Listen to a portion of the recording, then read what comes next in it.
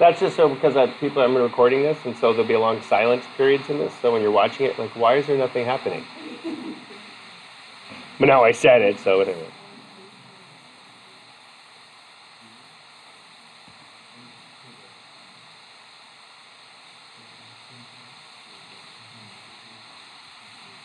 No, you're good. Sure. 24-hour cycle that regulates whether you're the awake and asleep cycle. And there are a lot of other circadian rhythms that people have. Their bowels are generally on a circadian rhythm.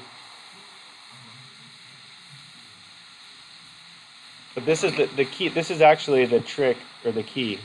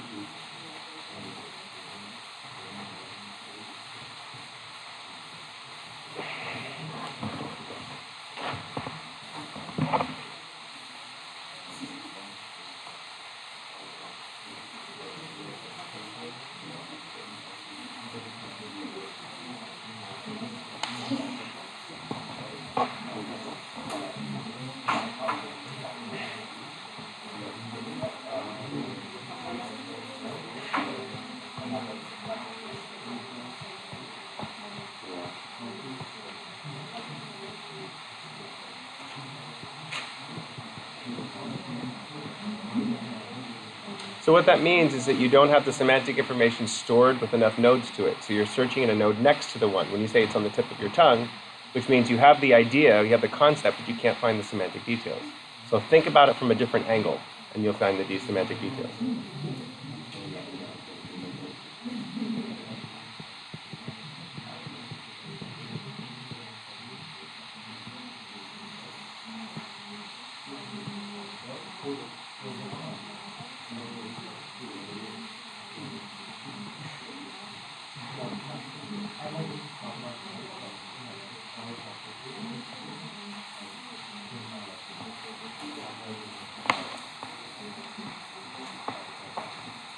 All right. So group number 2, your chance to go first this time. Oh.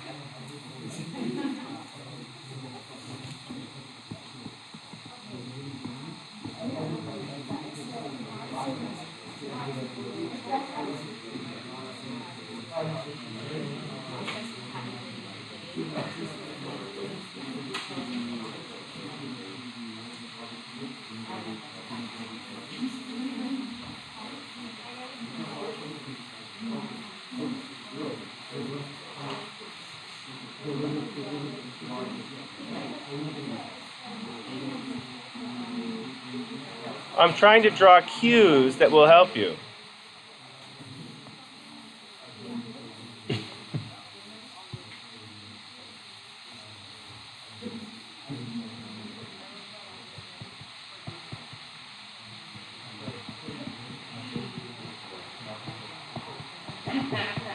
You just said it, so I had to write it down. Well, it's you have to synthesize a bunch of stuff that you have learned to answer the question. You have to take a bunch of individual nodes and put them together. It's not easy. Okay, how about now, group 2? It's boring. It's okay if you get it wrong.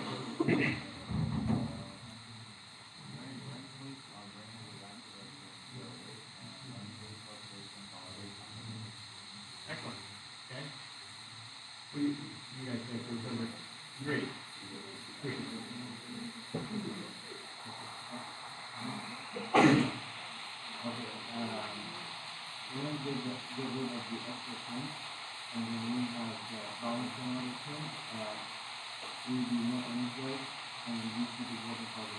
Okay, that's a really good answer too. Completely different, but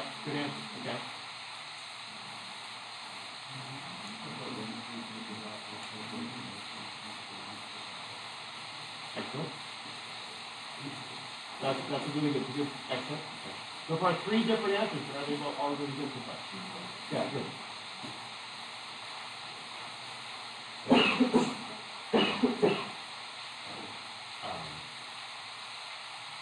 Kate. Funny if you just say something.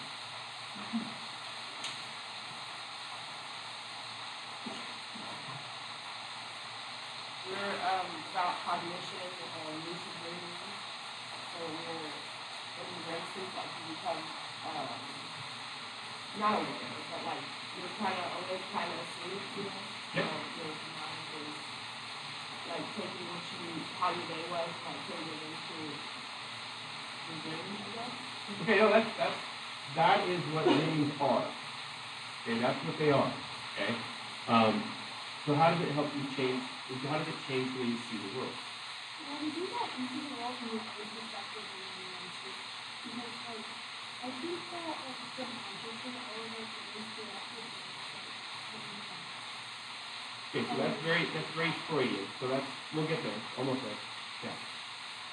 we can some messages to children or brain and like awareness or how to be process after doing the day Okay, so everybody knows the point for that one too as well. I like how we have lots of different answers that all are correct. Okay, so what you see throughout the day, does it affect your dreams?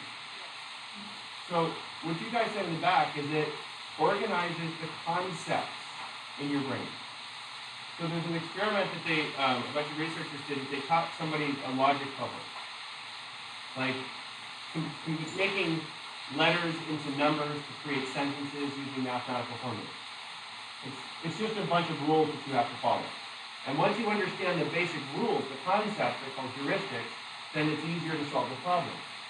So what they did is they taught a group of these 5 people how to do this logic game. Then the 5 people spent the night in a sleep lab, in a laboratory at Princeton, and University of Calgary did the same study. And of those 5 people, 2 of them were allowed to sleep all night without being bothered. 2 of them were woken up during non-REM sleep and bothered. And then one of the person was woken up during REM sleep and bothered. So one was being disrupted during REM sleep, one person was being disrupted during deep sleep, and what were the other people doing? Not being bothered. So over the course of many different subjects, what do you think they found? The REM sleep folks, the disrupted REM sleep, did terrible at the puzzle. The people who were allowed to have REM sleep did better. Did better on the puzzle. If you have REM sleep, even though the people in the second group were super tired because they were woken up, they still did fine on the puzzle because they got REM sleep. So it is taking the events of your day, but is it taking literally the events of your day, or is it a concept of the events of your day? The concept. That's the key part of trying to understand this. So I really like how he said it gets rid of things that you don't need to know. That's really smart, because if you don't get a lot of good REM sleep, how is your thought process? Jumbled and cloudy. Cloudy is a great way of thinking about it. You can't think of things, you can't think of words, because your thoughts are clouded. Okay.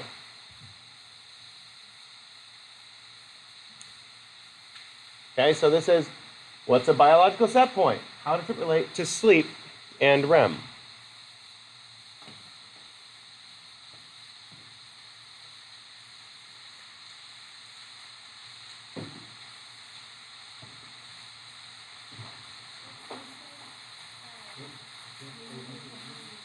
Homeostat is a homeostatic set point, yes. So that's pretty much the answer. Yes, but and so what is a set point and how does that relate to sleep and REM?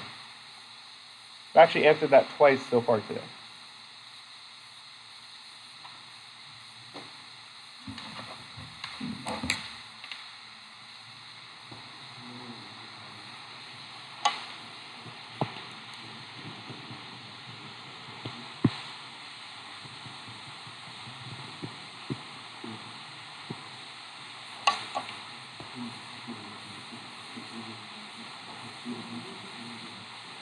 Morning. You jump in this group over here. And grab a piece of paper on the way by.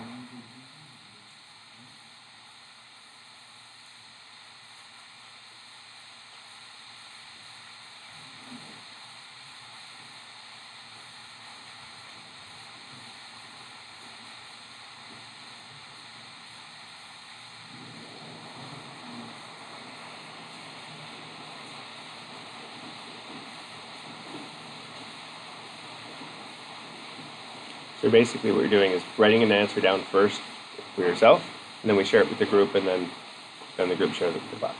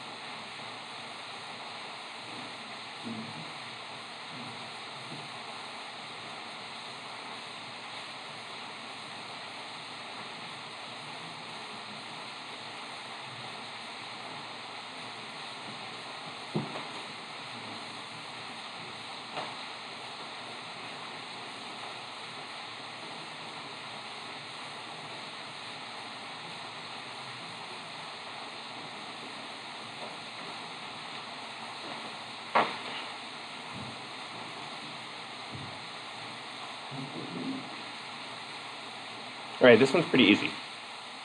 You should talk to each other. At this point.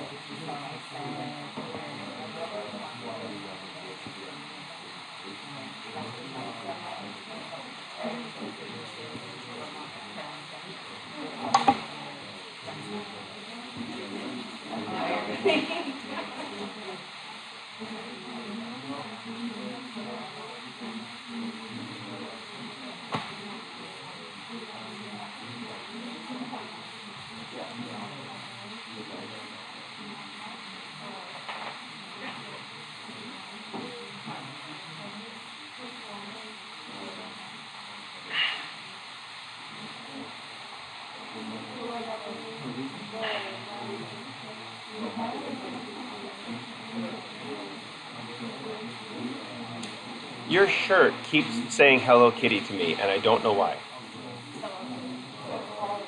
I know, but it's just with my little dyslexia and the way the letters rearrange themselves, I see Hello Kitty.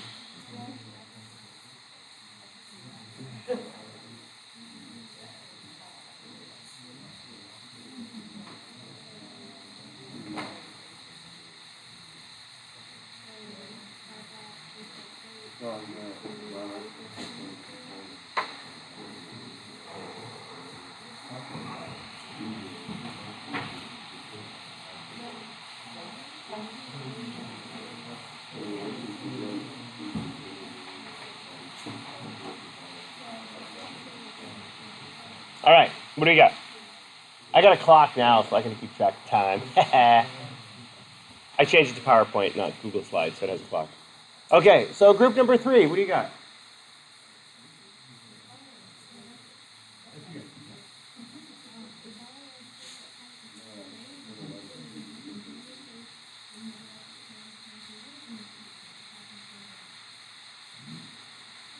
Okay, possibly. Okay, what do you got? Report. The normal amount your body is used to, like homeostasis basically, and then different people have different amounts that they're used to, like sleep. So if you're used to a certain amount of sleep and you get off of that amount, your body's like, you're not allowing enough to get back to that amount. Okay. Yeah. The second question. Thank you. A biological psychotic is born as a fact of the body and the brain to recover and rewrite chemically the physical. And then the relation to one of sleep circadian rhythms allow the body to recalibrate the biological schedule and restart everything at once. It's a lot of nice information. Yeah. For like purposes.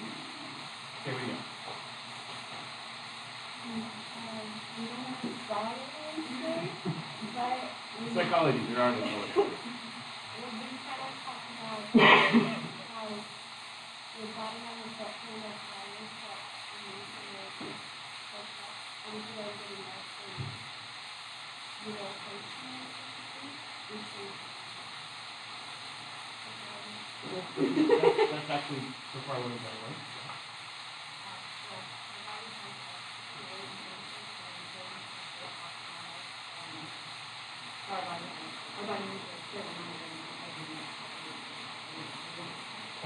It's not optional. Is sleep for other health too? That's what I said. Is sleep more important than diet? Yeah. So your biology. Do we have a? How do you know there's a set point for your sleep?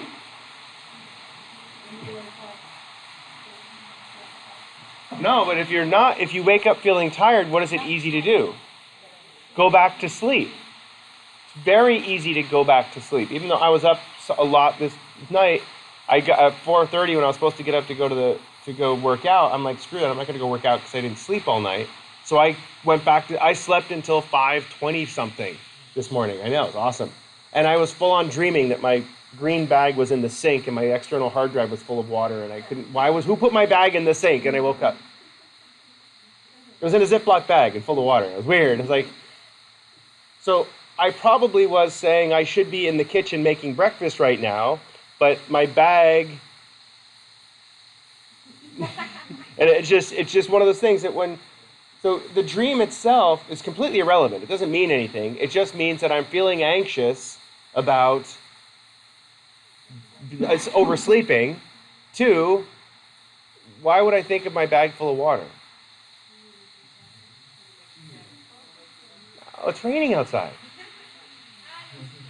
It's raining. So we can hear the rain. We always sleep with our windows open, and so that we can hear the rain all night. And plus, I was outside multiple times with stupid Fluffy. So all those random bits of stimuli get stuck together. The whole meaning and the purpose of dreams is just randomly connecting things together. Your consciousness is what makes the dream real. But the fact that it's a set point is why would I go right into REM sleep in the morning, even though I've been awake a bunch of times? So you need REM sleep, therefore your body will give it to you when you need it. That's why when we asked her, if you have trouble sleeping, if you go right into REM sleep as soon as you fall asleep, what does that tell you? You're deprived of REM sleep. It's a homeostatic set point. There's a balance that it needs to maintain. If you're going right into REM sleep when you fall asleep, it means you're not getting enough REM sleep. You're going into deep sleep right away. That means that your body is resting and recovering and it's just tired. That's all. Okay. How long does a stimulus present in your consciousness, present in your environment, stay in your consciousness? Okay, so write it down.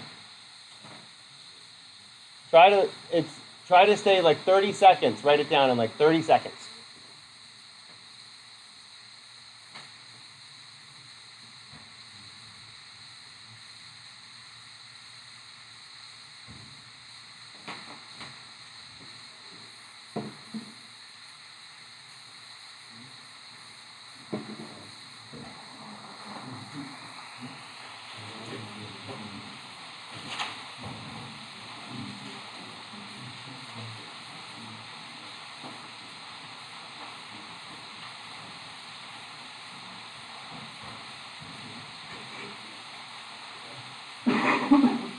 This thing is very addictive. I don't know what's in here. It's a keychain, and it's got some little thing on it and pearls on it. And very fuzzy. Usually they're backpack grommets.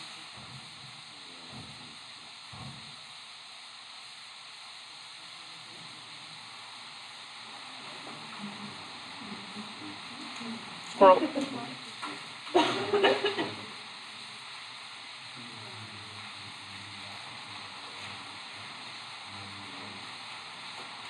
Okay, this is super easy. Discuss.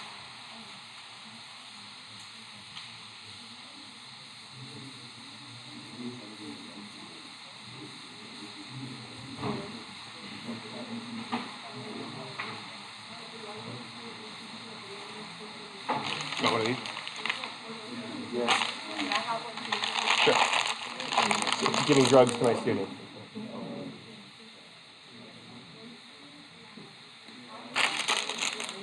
I thought you fought this one off. You were doing pretty good. It hit you and...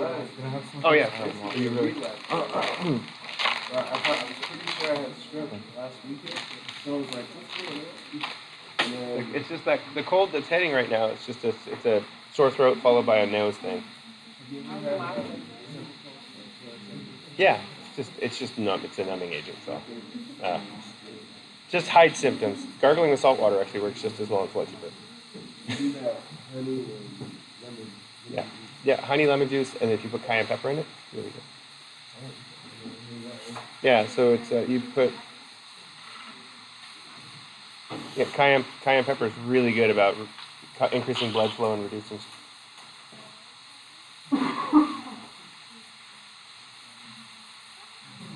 Okay, that's my pool guy. Okay, so let's see, group number 4. Okay.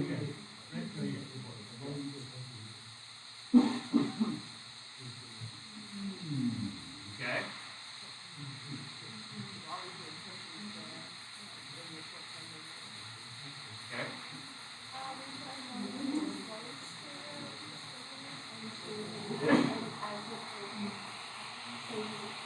Okay.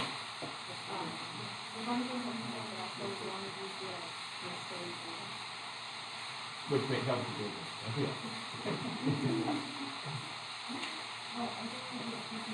Okay, good. That's hopefully this is one of the things that how long is a stimulus present in the world? Instantly. So a stimulus is only present at the instance that it's present. Right? Wow, tip man. And so what gives you the ability to have something stick in your consciousness? And like 3 or 4 of the group said the key word is short-term memory. Your short-term memory allows the world to stay there. It's a really easy way to think about it. If you look at the TV up there, try to look from the TV and then scroll across the screen and then look at this TV. How do your eyes move? They go chunk, chunk, chunk. You notice that the world is in segmented? Yeah, so I can do it. Watch. So if I look at the board and I just look across, I move in 3 chunks. But if I go, that's super hard to do. If I go to this,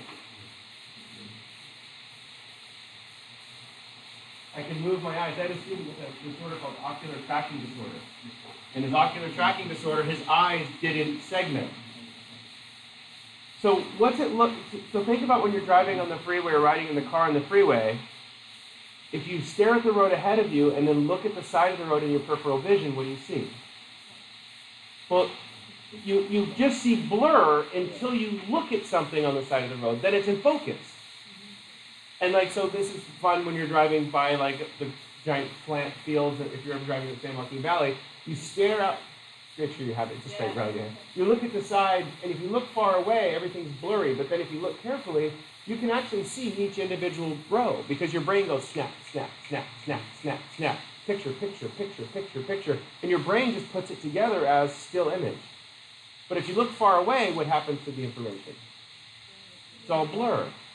So what's interesting is that your consciousness, it's not where you're focused, it's what kind of short-term memory you're using to to focus. My son and I always play a game of when we're, this is a way of teaching him to be ADD.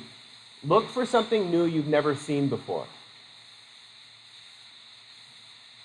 It's a really fun game. Like, we have a list of all the crap that we've found on the side of the road in the car. We have a list of all the license plates in the United States. The only ones that are missing right now are Kentucky and Louisiana. Okay? And we found a Mississippi. I didn't think we'd find a Mississippi, but we did. But it's interesting because why look for things that you've never looked at before? What are you looking for? Well, you are looking for something. You're shifting your consciousness to something that is out of the ordinary. You're looking for things that don't fit. I always hate to see the car seats on the side of the road. As you go by, you're like, oh, no baby in it. Because every so often, someone leaves the baby on the roof of the car. Yeah. Anyway. Adelanto's a rough area. Okay. This is a tricky one. Even if a stimulus is not present at this moment and time, can it still be a stimulus? Well, you say that, but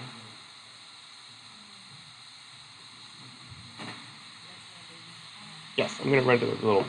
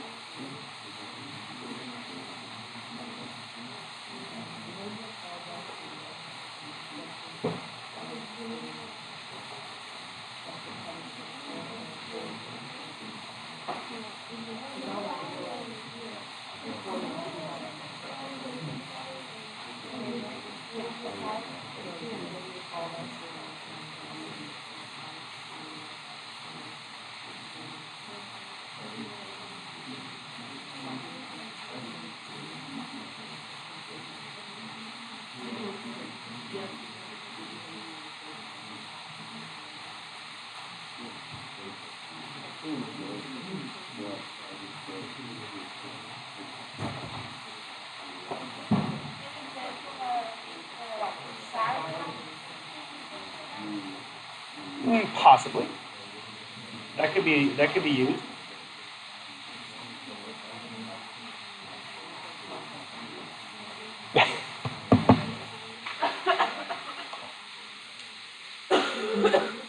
All right, what do we get? What do we get for answers here? Group 5. You guys start. Because?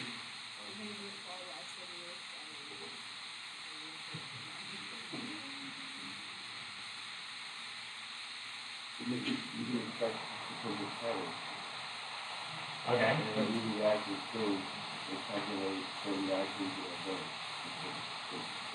Very cognitive answer for behavior assessment. But anyway, okay, we need that.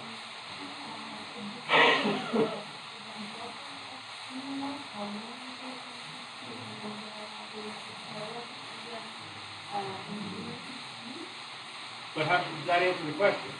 Well, it could be an item. Okay. No. Well, I started a different group every time. Well, we have two Excellent. Nice work. Okay, so 5. I'm going to say no. I think my cool guy told me to do it. Okay. Let me make sure it's not my kid's school. Granite Hills Dentistry. I don't want to talk to you. Okay. So, go for it. We'll come back here.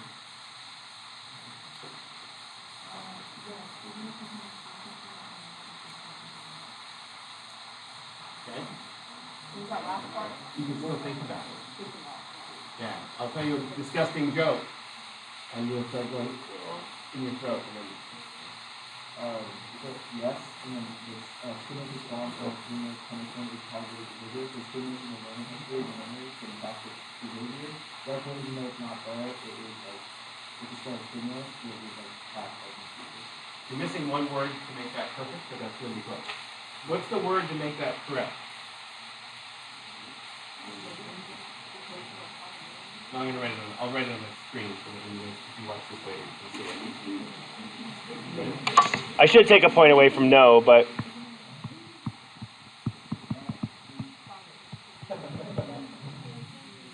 contingency.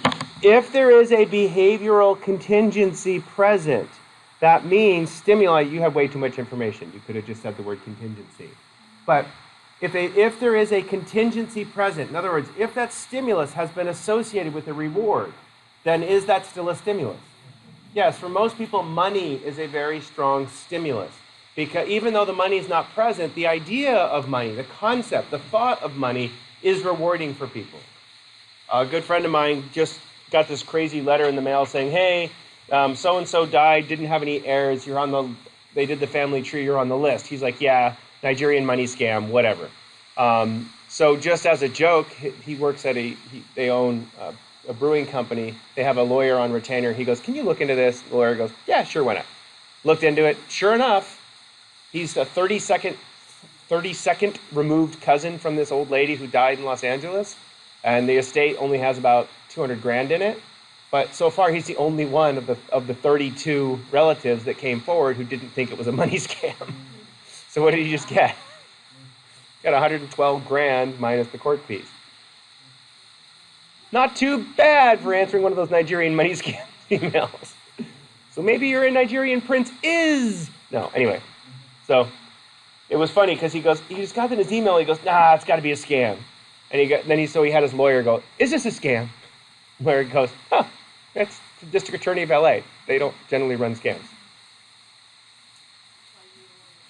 That's why you need to know people who are lawyers. We found out that all the people that we know that make the most money, they're all asshole lawyers. Damn it.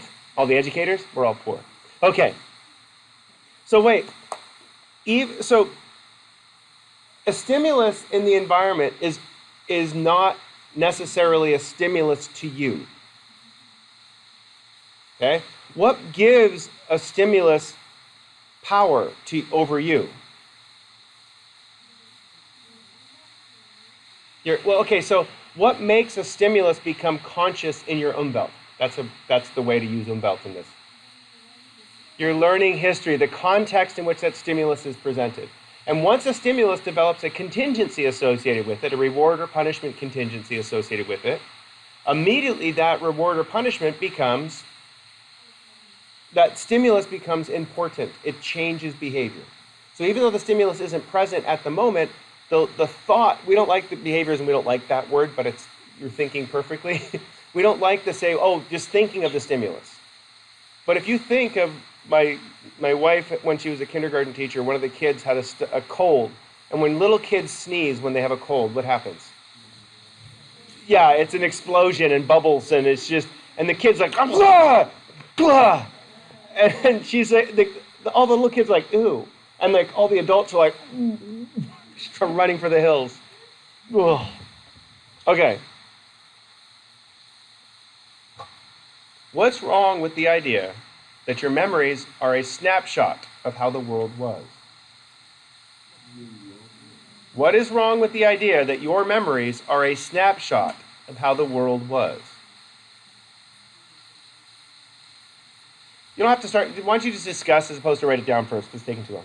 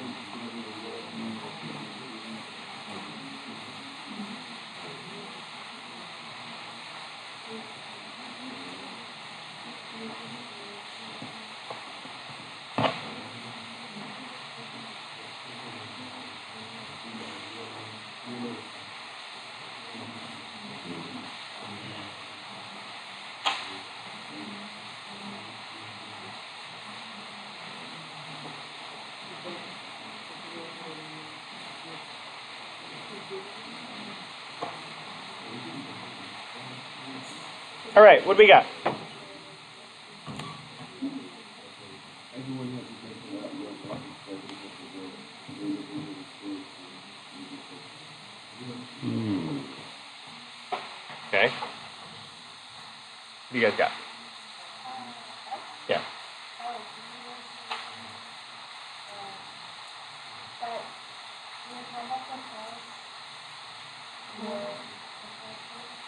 False memories.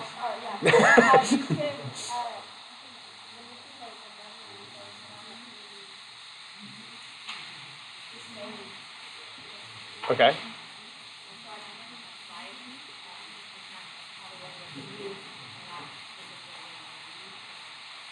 Okay.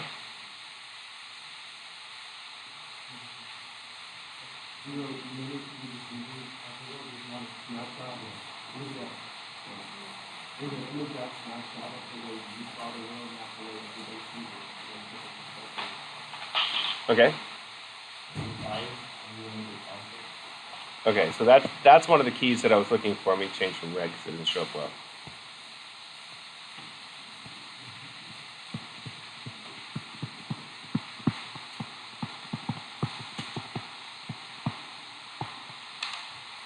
Okay, so a memory itself is a concept of an event.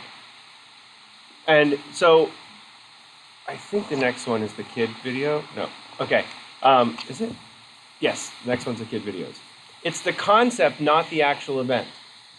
So the more events that you witness, the more details of that particular event that you learn, that you remember. What are the details called?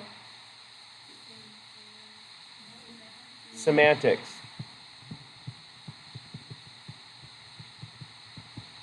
Are there people who do remember snapshots of the world? So just keep with your idea that some people do remember snapshots. Yes, there's people that are on the spectrum of autism that remember every exact detail. There's a guy named Kim Peek, who's profoundly autistic, that remembered everything he ever read. And if you're really fascinated about memory, he was a guy that Rain Man character that Dustin Hoffman played was based on. He just passed away last year. Not Dustin Hoffman, but the Rain Man guy. Yeah, his name was Kim Peek. There's a documentary on YouTube about him, and it's great. It's basically he'd talk to people about how everybody's brain is different, and he would talk to like an elementary school group, saying if I can find the video chunk for you when we take a little break, I can, but I can show you. But there's a line of 300 elementary school kids coming out of the auditorium. They've been doing research all week on useless information. They have an index card with the question on it and the answer written on the index card. They ask him, in 1952, who was the MVP in the National League West? He knows the answers, every single question these kids ask him. You know, Beethoven's third movement, what's the third phrase on the second page? And he can sing it. And because he can remember any piece of music, if he hears once, he can remember it all perfectly. But he's profoundly disabled because can he actually function? No, if you ask him to make toast, he could not make toast. He can't get dressed by himself very well. He gets stuck in his shirt.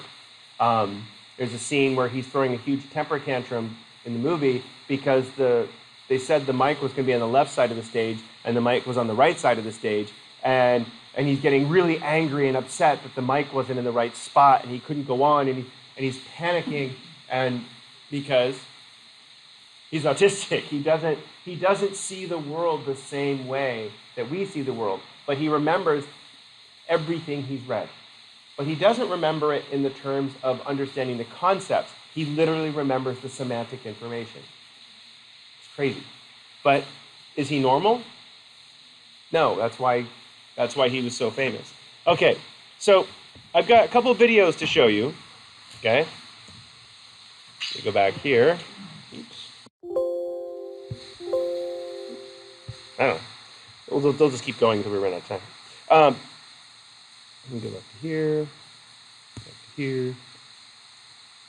Go back to here. Put my glasses on. Okay. Here's the question. Okay. Go back to the right. There it is.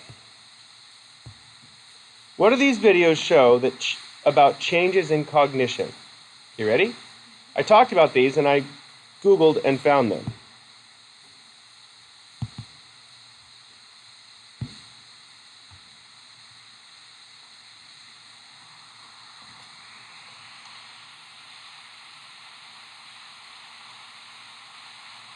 Come on, you can do it, Google. That was me now hitting play.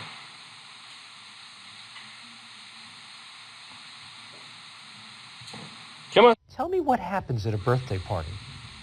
Okay. So listen carefully. It's not the best sound quality. Tell me what happens at a birthday party. Cake? Okay, there's cake at a birthday party. What else happens?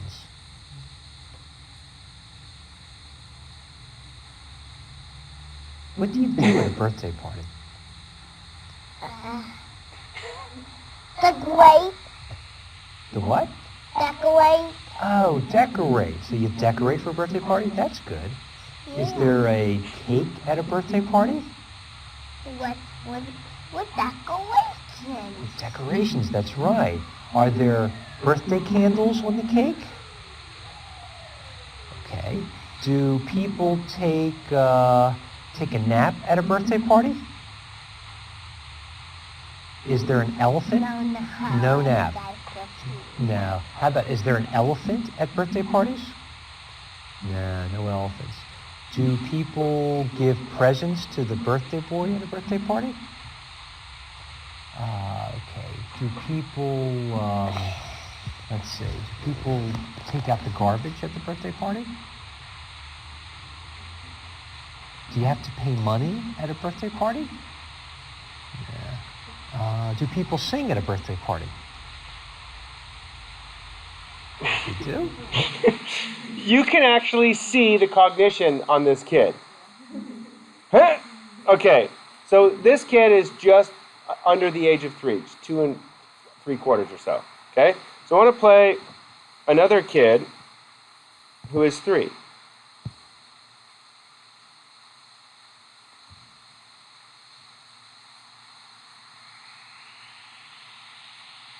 Can you tell me what happens at a birthday party? You take cake. Cake? And what else happens at a birthday party? You have birthday hats. Birthday hats. Oh, that's great. And what else happens at a birthday? You blow out the candles. Terrific. Yeah. What else happens? What happens after you blow out the candles? Eat the cake. That's great. And then do you do anything before you blow out the candles? open up the present. Oh, really? That's great. Anything else happened at a birthday party? You drive a car and go to the birthday. And what else happens? Okay, so now the first kid and the second kid have completely different levels of cognition. Okay, so let's watch the third kid here.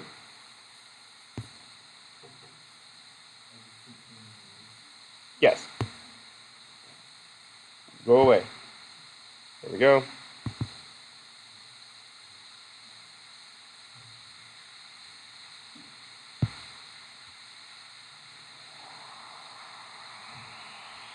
And this kid is 5. Maybe 6.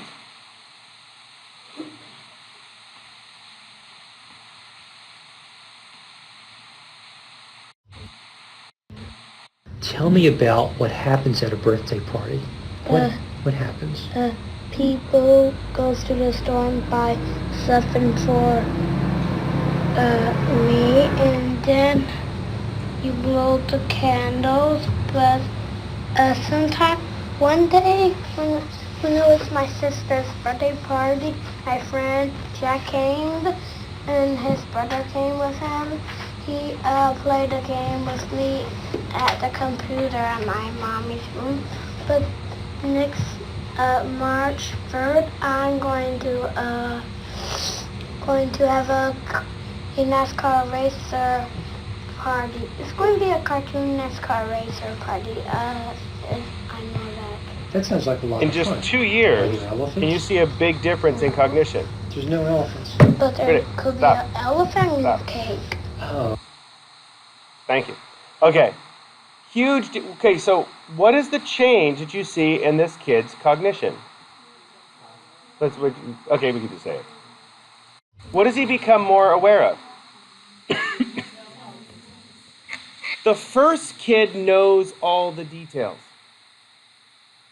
Was there an elephant at the birthday party? No.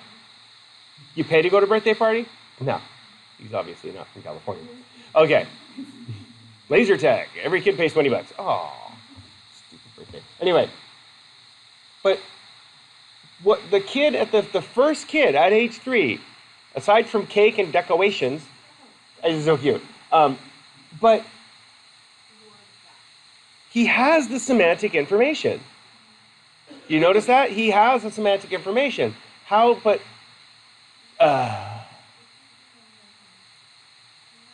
yes, he can.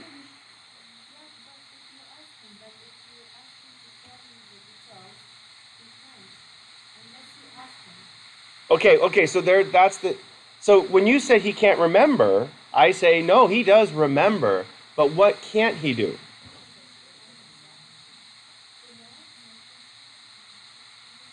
Wait, hold on. He can't produce. He can't produce the memories. He can't, so what the biggest change is future thinking.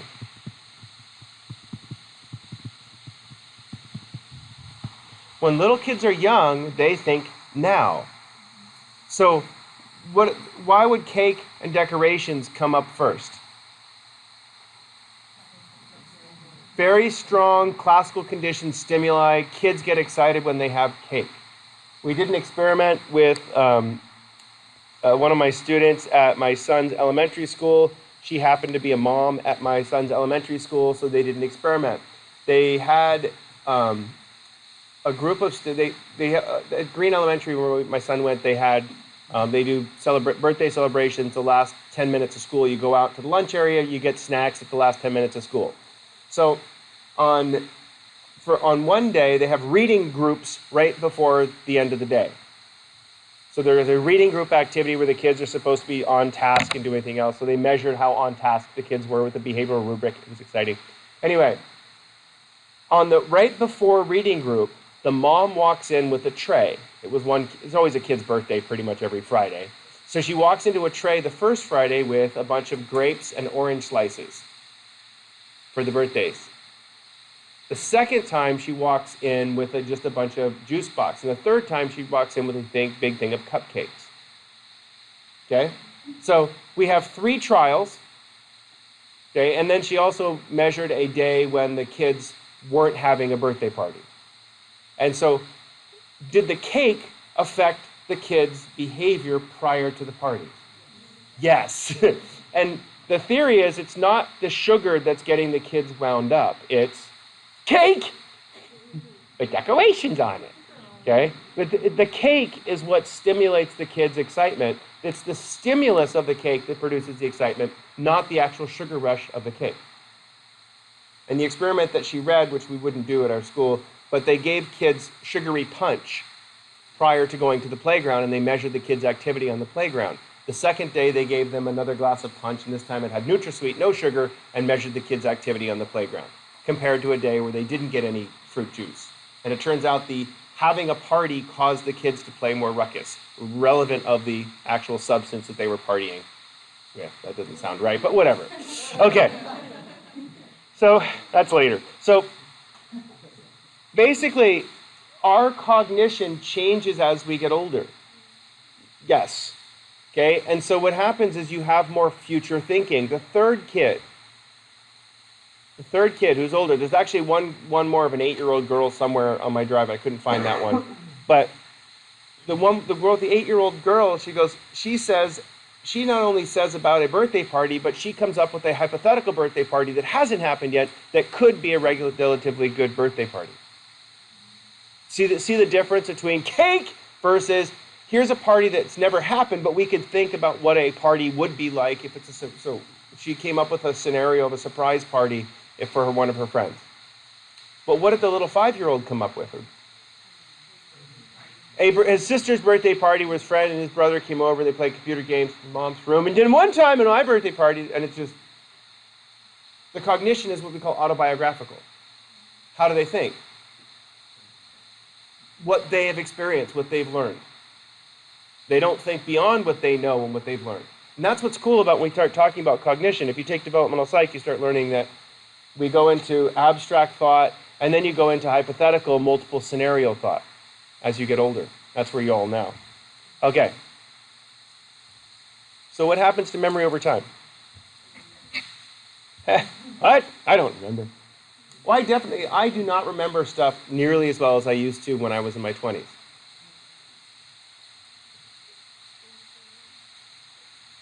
Why?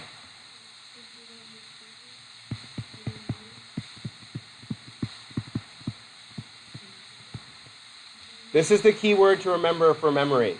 The biggest problem with memory is interference. We use the word noise. Okay? We use the word noise. Okay, what is noise? Thank you. So I'm going to draw brainwaves, which we've seen. When there's lots of little bits of activity all over the place, that is noise. As soon as he closes his eyes, what happens to the amount of interference? It goes down. It goes into a state almost alpha, not quite. They're alpha waves, but it's not really a state of alpha. So as soon as you reduce the noise, is it easier to concentrate? Yeah, my daughter was driving terribly yesterday. Well, she has been getting more confident. And the confidence is actually hurting her because she's going faster and doesn't realize that she's going faster. And she doesn't get the fact that when it's raining out that the world is slipperier. You need to slow down. Now our van's got lots of our van cares about us, and it's very safe. If the seatbelt's even lightly unbuckled, it beeps and flashes all sorts of lights like someone's unsafe. Stop, please. But I mean, just to show my son how slippery the road was, I turned the traction control off on the van getting onto the freeway. And I spun the wheels 300 feet up the on-ramp. Yeah, just sitting at the rev limiter on the van, just spinning the whole way up. He's laughing, and I mean, the car's sliding all over the place. And finally, I let off the car, and then I put the traction control back on. But I'm like, dude, the road's slippery. He goes, well, how come we don't notice it? Because watch, with the traction control on, you floor it, and the van just goes. It figures it out. It's a safe van. It cares. But what happens is when my biggest thing that my daughter's doing right now, which is really bugging me, is she plugs her phone in and is DJing on the steering wheel while she's driving. Nah, it's not going to happen anymore because she's going to run over somebody or smash into something because she goes, oh, that song's not appropriate, and we'll change the channel. But as she's doing that, she's accelerating and not realizing that she's accelerating. Anyway, so the idea of interference then is that over time, what is the noise that you get? Yeah, more semantic detail. You only have enough energy to pay attention to a few things at a time. So the more things you learn, you consolidate, you conceptualize. When you consolidate and conceptualize, what happens to the details? They get blurry. In other words, the nodes get used for more and more things, and the individual memories get clouded. So for you remembering all of this stuff in a very short period of time, it's hard. Especially if you're cray-cray and taking 2 classes. Nice. Okay? Yes, you jam 6 units out, but what happens with the ability to discriminate? Tell the difference between 2 sets of stimuli. By the end of by finals, which your finals are on the same day, so if you want to take it like the day before, you can, just in case. Okay. But if you have 2 finals on one day, what happens? You mix up information, especially if you've taken Soc. You took a whole semester of sociology. When we get to we're doing the social psych stuff now, like, oh, I remember that role conflict. That's when the society puts 2 different roles on a single individual. That's not what it means here. And it's so, you'll remember what you learned first before you remember what we learn now. That's why everybody remembers the medulla oblongata from the water boy. That's wrong. It's not anger and aggression. It's the fight or flight system, which is related to anger and aggression, but it's also related to excitement and happiness and sexual arousal. But that's not what they talk about. They talk about the amygdala. Sorry, I'll get it. So now, yeah. Yeah, because what is it? So way do we define noise is anything that isn't exactly what, like a pure pitch would be no noise. A pure pitch is just the frequency of that particular sound. Some people who are really good musicians have pure pitch. Yeah, you can just write on a regular piece of paper. You're going to keep thinking of it.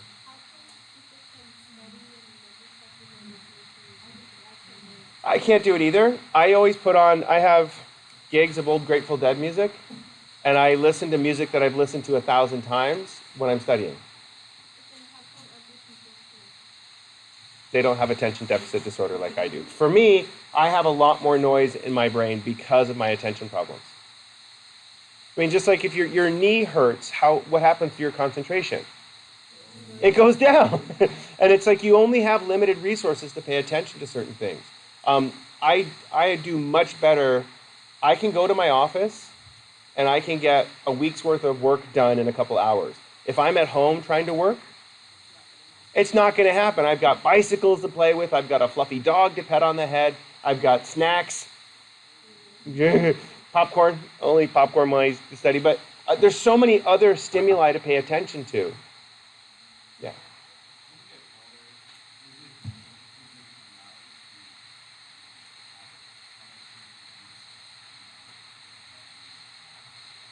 So what people do is they don't remember. People remember things from their past, but what they generally tend to do is they remember So if you think about the way the 5-year-old remembered the birthday party, what did he do? He told a story. The story has a beginning, middle, and end in a logical sequence that flows through the story. That's, as you get older, what you remember. And that's why, for me, for a lot of times when I'm teaching, I don't like having the same story every class. I let you guys ask and give me examples. So when I'm teaching, like last semester I taught 4 Introduction to Psychs. One of my students came to one of my other classes and go, this is a totally different class than the one we're taking. Well, no, it's the same content, but different stories. And the reason their stories are different is because students ask me different questions. So I spin whatever question that you ask to what we need to talk about. Because you remember the stupid stories. Because the stories are how our cognitive brain works. Well, wait, what's a dream then? A story. It's not a memory. It's a story. It has a beginning, a middle, and end. If you actually analyze the semantic details in a dream, they're completely crazy. Sometimes you can't figure it out. You just kind of get up going, well, yeah, what the hell? I have lots of good zombie apocalypse end of the world dreams. They're awesome. And I'm not stressed out by them or worried by them. It's a story, and I like reading science fiction. And I like reading that kind of stuff. So what does my dreams come up with? Science fiction. When I was watching CSI a bunch a couple years ago, I would have dreams, like mystery-solving dreams, like murder mystery. And for a long time, I used to watch a lot of sitcoms. I'd have sitcom dreams. They're like these little 15-minute, 20-minute funny little vignettes that I dream and I wake up. They're just stories. But again, so the semantic details get attached to the story. We automatically remember hippocampus automatically remembers who, where, and when. Because that's how you form the story. The semantic details are attached to the who, where's, and when. The other part of the memory that you can't recall is procedural, body movement. What's the only kind of movement you remember in your dreams? But think about it. Falling, walking slow, not being able to move, trying to run away and your feet are stuck. So the only movements that you actually remember are triggered to anxiety, and then your body can't move because you're in REM sleep, and so you feel your body not being able to move, and that becomes conscious. When you're in delta, deep sleep, the juggling experiment, when people were allowed to get deep sleep, non-REM sleep during a nap, they got better at juggling. So what are you doing during the non-REM sleep? Juggling, motor programs. That's when you're getting better if you practice a new way of throwing the ball to serve. When you get some deep sleep afterwards, your body is figuring out that motor program. Yes, because stress is interference. So stress makes you remember the story better, but you lose the details. Just think how fast the day goes by when you're super stressed about something.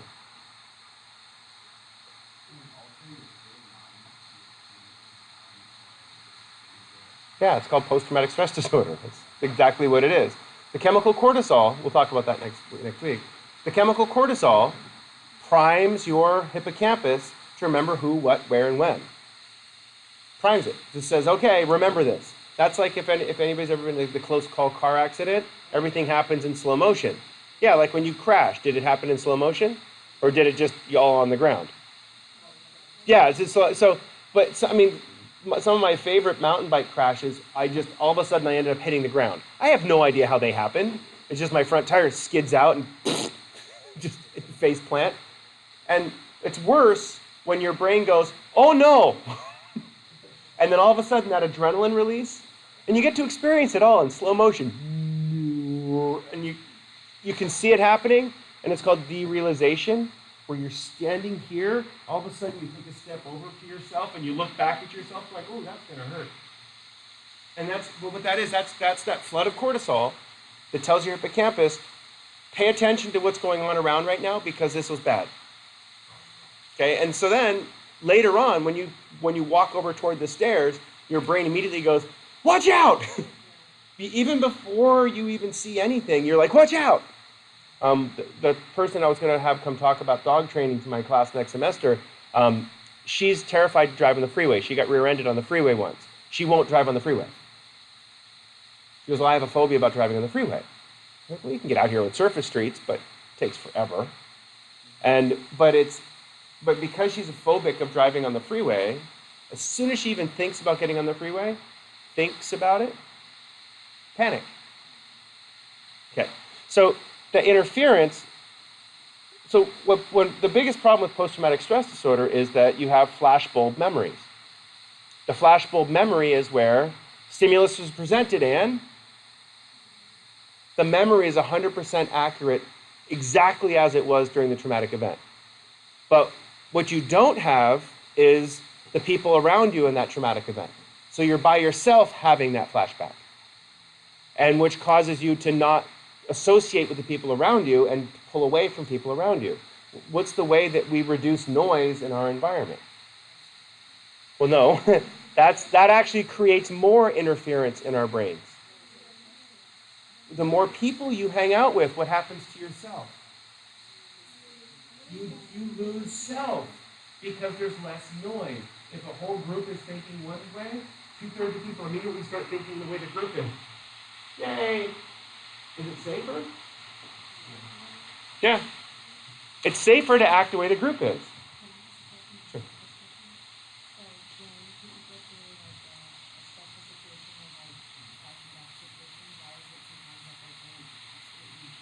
Okay, so that blacking out usually is caused by pain. So there's some people have sensitive cortisol levels. Sensitive cortisol levels means that when they ramp up, they lose consciousness. So like some people get super stressed and they literally pass out. It's like, oh no, plunk. Well, that's very useful in a panic situation. But so one of my students a bunch of years ago worked as a roofer, and he fell through the roof, and a board stuck him through the chin. It had a big scar in his cheek, right here, and he got stuck. He goes, he remembers, because the roof was kind of spongy, he remembers, hey Dad, look, I'm bouncing. And then the next thing he remembers is sitting in the ambulance, and his mouth tastes like wood. That's all he remembers. But his dad said he was conscious the whole time. He said he was, he's probably 10 or 12 years old. He wasn't crying. He wasn't upset. He was just trying to climb out of the hole that he had fallen into. And they realized that the wood had stuck through his face, and then called the 911. And how come he was conscious the whole time? How come he doesn't remember it? His body went into shock. That's how we say it. Once you go into that state of shock, that means your consciousness shuts off. And sometimes memories bubble back from that point. Sometimes memories don't. But weirdly, classical conditioned stimuli are still learned during that time. So if, what was his name? Sean. Up in my office, I have a little shelf of little tchotchkes, of little things that students have given me over the years. The last one I got is a little memory, how I'm feeling today. It's got a little pinwheel, a little pin from Disney, because they missed class to go to Disney. They felt bad, so they brought me a pin. Sorry, I was out of class. Here's a pin from Disney. So I have a little humping dog from Japan. You plug it to your USB port in it. That's all it does. Anyway, but so Sean was missed class, and he brought a turbo gauge in for me from his Subaru. He flipped it over and smashed it into a mortuary over by where Fletcher Parkway and Navajo split. Yeah, that was, well, he was racing somebody, and he was going this way. The other guy thought they were going this way, and he clipped it and crashed into the mortuary. Car flipped over, caught on fire. His girlfriend's brother was with him in the car. He was hurt pretty badly. He was not hurt, but burning plastic was dripping on his arm, and he couldn't get out.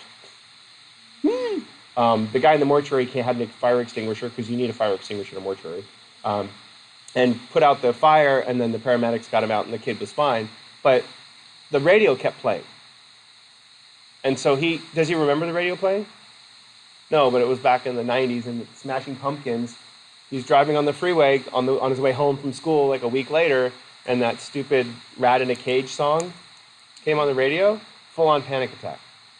He doesn't remember it, because was there a lot of interference going on during that event? Yeah, he was kind of panicking about more worried about his sister's or his girlfriend's little brother sitting next to him that was injured. But he was just the whole panic of the situation. He didn't even hear the radio playing. But did his brain hear the radio playing? And his cerebellum heard the radio playing. And his cerebellum said, okay, hey, timing, that song is bad. And he literally had to pull over on the side of the freeway, get out of his car, and he walked over to the Vons and called his dad and said, hey, can you come pick me up? I can't drive. And it's like right when he's getting up onto the freeway. So scary. So ended up buying the car back from salvage and putting the engine in a Toyota or in a Honda Civic. Because it's a lighter car with 300 horsepower in it. Yeah. And it's a track car now. It's a track car now. He doesn't street race anymore. He figured that out pretty quickly. Yeah. Okay. So let's take a few minutes to use the restroom, and we'll go through the rest of some of these. Some more of these.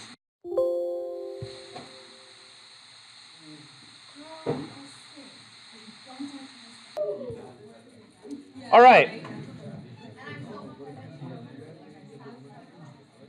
Okay, so just in the interest of time, folks. Yes, good. Okay. They're so fatty, but they're so good. How much butter is in that? Oh, yes, so good. Well, I love it with the. I can't eat it because it's got too much sugar in it. But the one with the honey and the pistachios. Oh, it's so good. It's baklava, isn't it? Yeah. Or you say it with a fancy accent.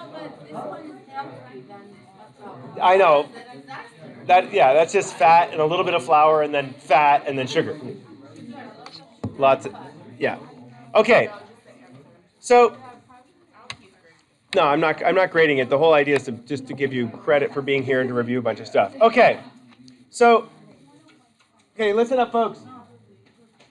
So what I did is I sat down and when I went through the final exam, because I was trying to make a study guide, because you keep bugging me for a study guide. Okay?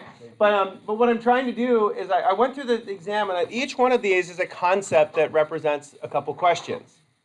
That's why we're discussing these kind of things. And so whenever you're trying to science something, what do you have to do?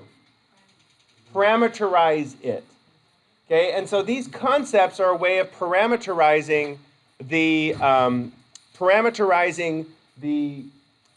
process of understanding all the crap that we've been talking about. So, like, for example, if you want to have a better memory, what do you need to do? Based on what we just said in the last question.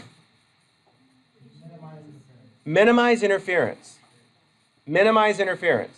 It's actually kind of funny, but if you have, like, you keep moving your shoulder, did you hurt your shoulder? Yes. Yeah. So shoulders are a real pain in the ass because there's like 15 muscles that move your shoulders around, and if one gets out of whack, what happens?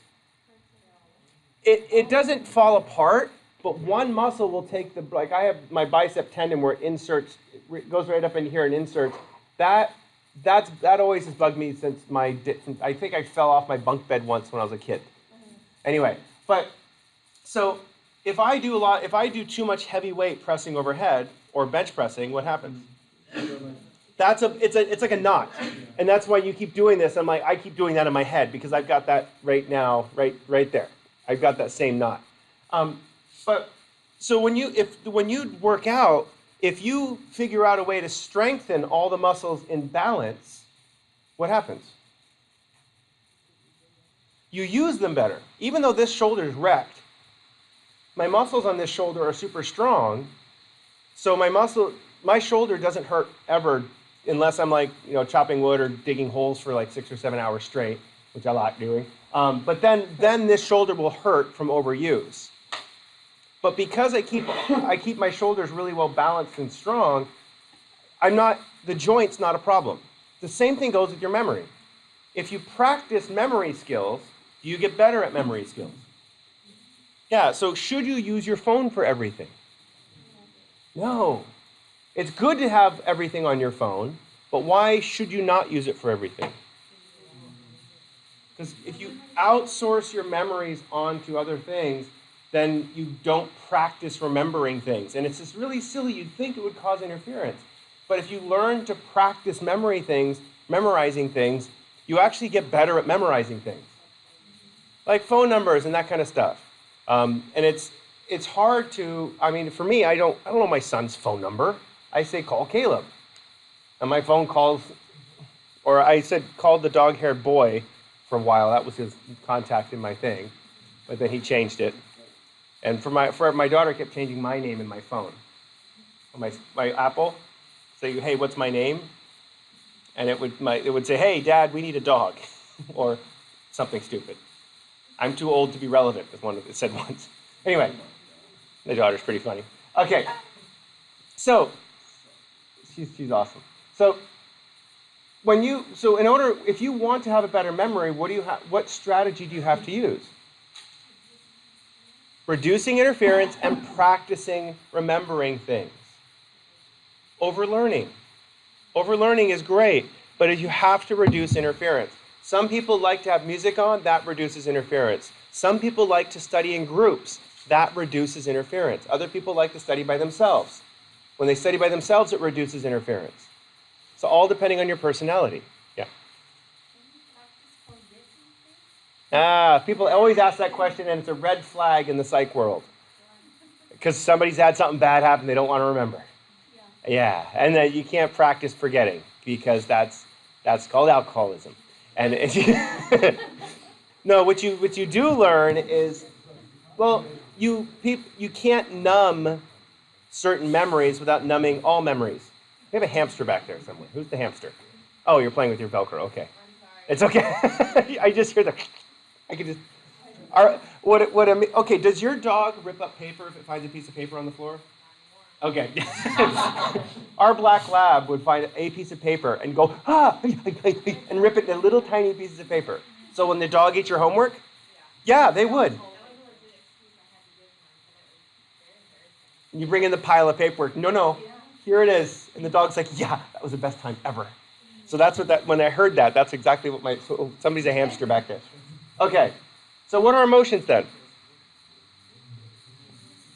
It's not an emotion isn't necessarily a feeling. It's not a reaction, pre-reaction. Your emotions are you predicting how you're going to feel. So when little kids produce emotions, how are they producing the emotion? Think about how the kid remembers things. You saw the excitement on his face when he said cake. He's experiencing that cake again. He's reacting to the stimulus of cake. But the older kids, as they describe the birthday party, they're much more factual and less emotional.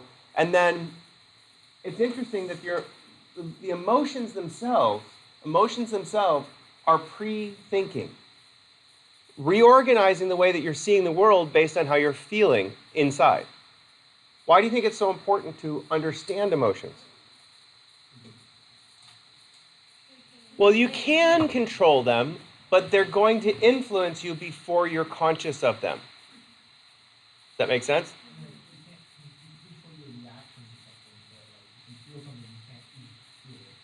Right, but if you are mindful of the stimuli that cause those emotions, you can see the stimuli and your consciousness can counter the emotional feeling that you get to it. Like I was always afraid of heights for a long time.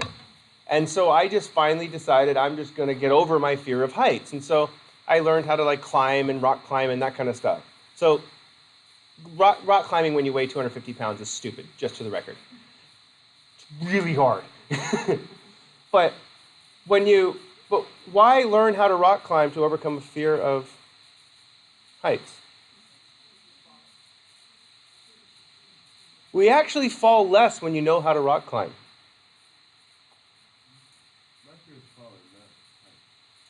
Yeah, but if you learn how to grab hold of a rock, if you learn how to boulder, if you learn how to shimmy along an edge, guess what you're learning? How to not fall.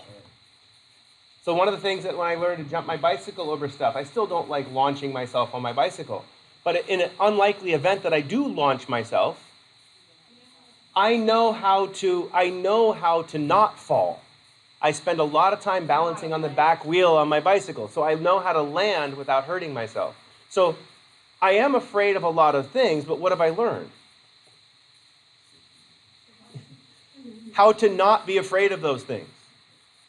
That make sense? Yeah, so you still even though you're aware of how you feel about something, when you first feel you can't control that. That's the implicit association test. But as soon as you are aware, we'll show you a video later in the semester with a woman named Eleanor who has schizophrenia. Her voices that she has in her head, the voices that are hallucinations that she has, are really just she gets voices when she has an emotion. As opposed to we just feel something. But the way her brain is organized, she hears a voice. So what she figured out was that, if someone's yelling, stop, stop, stop, stop, it's going to kill you, that's her amygdala. So does it mean stop, stop, stop, someone's going to kill you? No, it means, oh, I'm uneasy. She just happens to have a sensation of a voice when she feels uneasy. And so she has learned to not be concerned by the person that sounds like they're yelling right behind her ear. But what is she? Aware of what's going on. So that's how you change the emotional. You change the emotion from, I'm reacting to something that might happen versus, I understand that I'm nervous about something that might happen. Same feeling, except different, what's called cognitive appraisal. Your evaluation of it changes. Yeah. Cognitive behavioral therapy, exactly what cognitive behavioral therapy is. We'll talk about that next week. Got to make you broken first and then fix you. Okay, so the reason why this is a great question is emotions are they basic? Are they primal? Yes. Some people argue that these are the human instincts because everybody produces them. Even babies that are blind smile and make frowny face and make yucky face. So they're not doing it because they've seen people do it. It is an emotional reaction. But a dog making a yuck face makes you make a yuck face. Your dog gets sick at something and goes, ugh. You go, oh. Okay. So let's go through some of these. Okay, what emotions trigger the strongest attitudes? What we did last class. What emotions trigger the strongest attitudes? No. Remember, attitude is an emotion, cognitive, and behavioral. Anger, not necessarily. Fear and disgust. Fear and disgust. Okay, make sure you have your name on this stuff so I can give you credit for being here. Are you getting more paper? Oh, I thought you were abandoning ship. Okay. You had your backpack and your keys. I'm like, okay, that's an abandoned ship. Okay. So why disgust?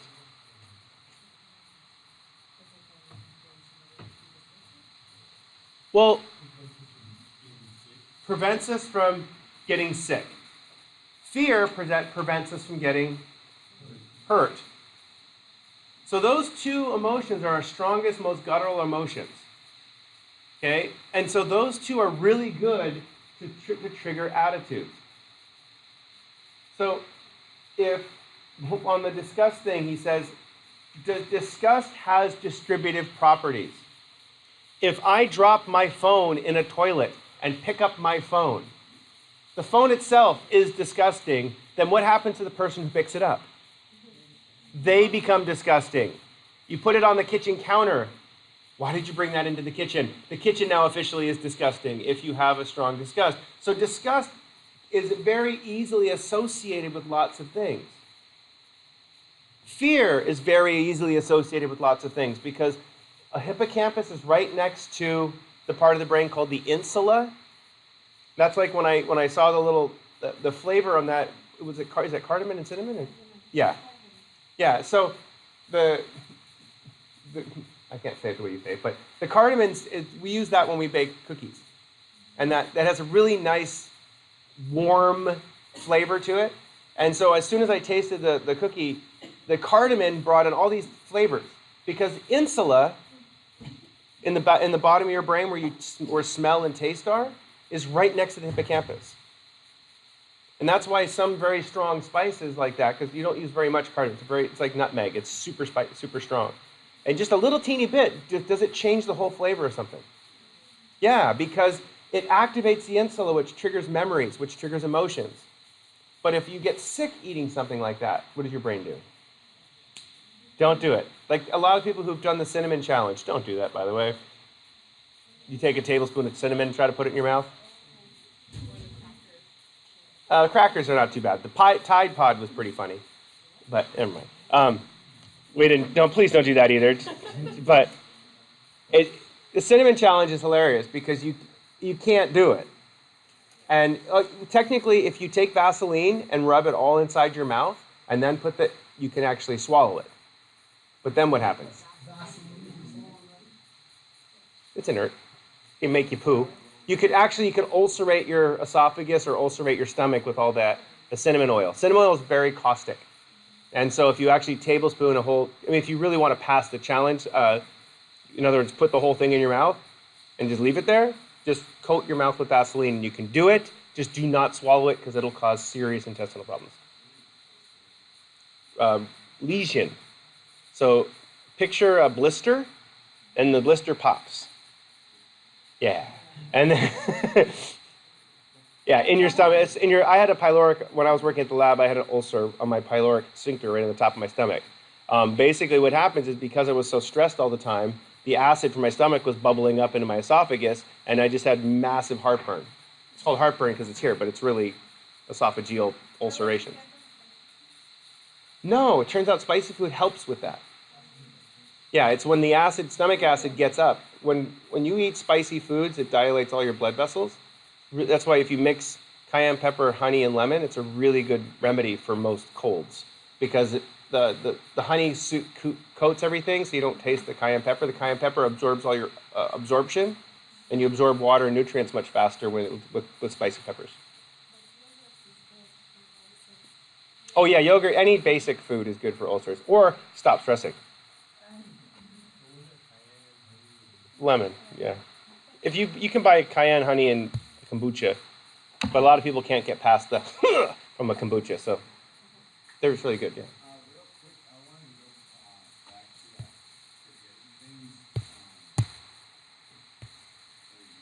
Mm-hmm.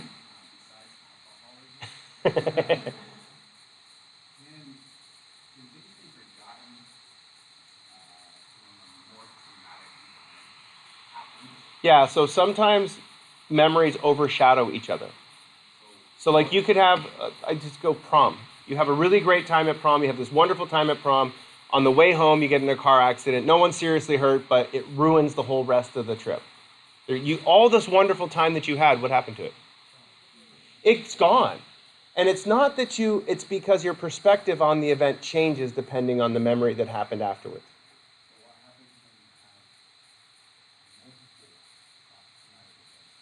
Well, that's why the therapist is there.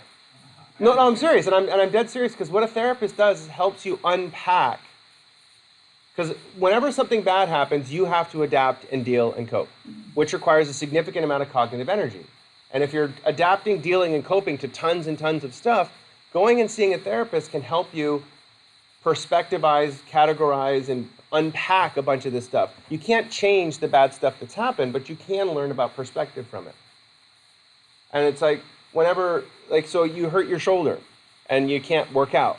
Well, what you learn, so you go do physical therapy and you strengthen all the little muscles in your shoulder. And people say, well, this sucks. I can't work out. Well, you're still working out. You're just doing something different. But some people will say, no, I can't work out. This is terrible. But you see how the perspective changes? And that's what the therapist is there for. So yeah, something really bad happens to you. But that doesn't define who you are.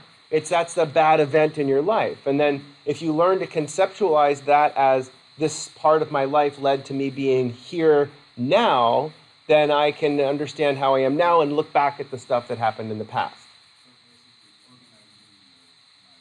Yeah, it's opening up the suitcase, dumping it all out. My friend Tracy is a therapist. Tracy does a lot of women's things.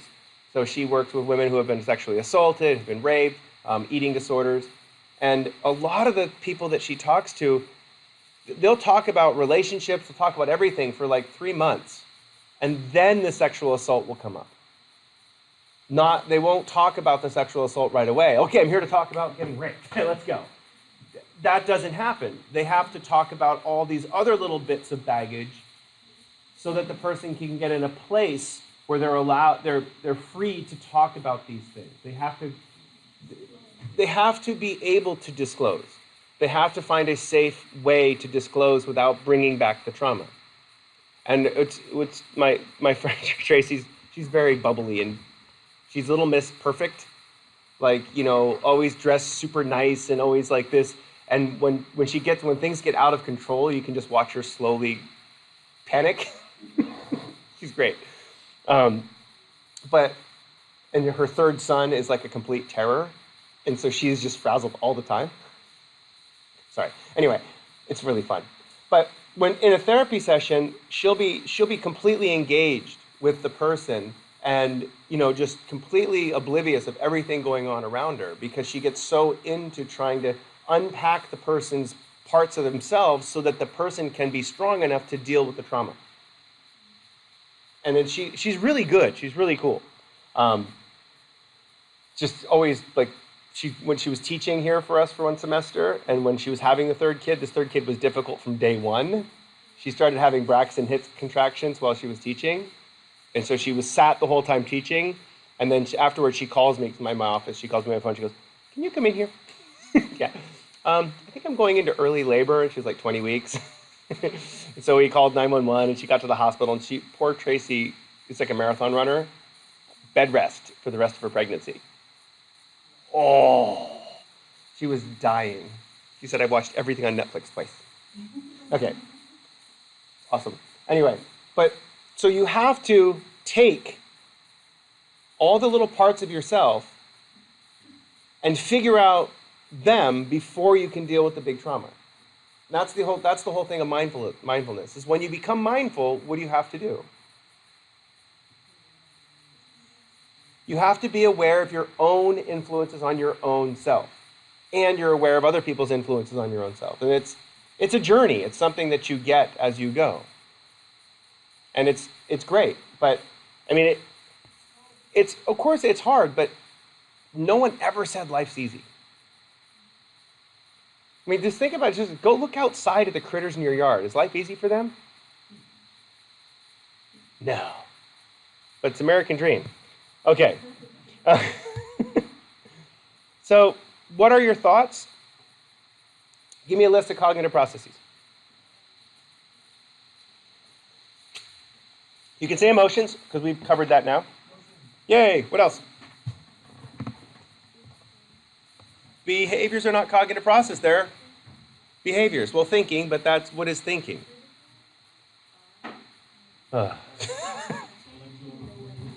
Okay, the structuralists, be quiet.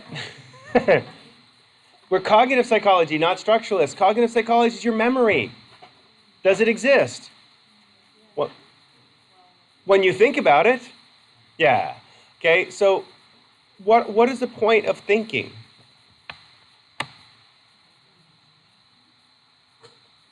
Okay, I'll just tell you. To plan. Thinking is planning.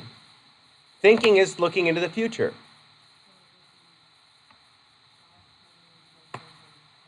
Yeah, so how do you know what to pay attention to? What's important? How do you know what's important? Your memory. So all of these things are tied together. Your classical conditioning. Classical conditioning is all a way of drawing stimuli from your environment and paying attention to it. Okay, let's see, what else in here? Emotions changing attention, that's good. I'm sorry. I thought this was going to go a lot faster than it did. Let me put this, that one's easy. What do emotions do for memories? They bias them. They change stimuli from your past. The more emotions that you have, the more discrete stimuli are present in your memories. Yeah. Why did he remember she's Asian? Because of his preconceived bias, he only paid attention to the things that fit his schema, that fit his stereotype, which we'll talk about next class.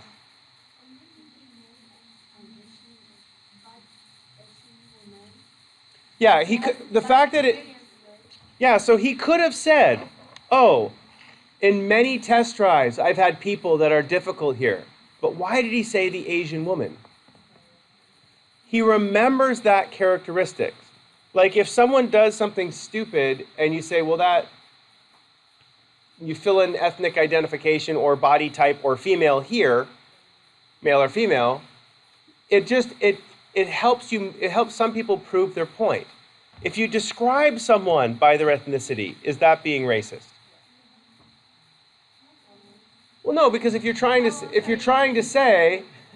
describe the way that they look, that's not being racist. But if you're describing the way that they the way that they're acting, and the way that they look. I don't agree with that. So how would I describe, okay, so if I were to commit a crime, okay, how would they describe me? Well, I'm just saying it depends on how you're saying it. 'Cause, okay. That's exact, the context is that's what I was trying to get to right when you raised your flag. No, I was just gonna say because like my neighbor, we just had these new neighbors move in or whatever. They have young kids, and I have daughters. So, his daughter comes over constantly to save my daughter, and he's having a conversation with my mother, who's white, and my boyfriend, who's black, and he says, I would love to raise my kids around the colored people.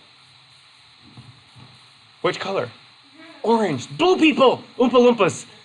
Yeah. But, and so that's, He didn't mean it negative. no, but he sees people by their color. Right.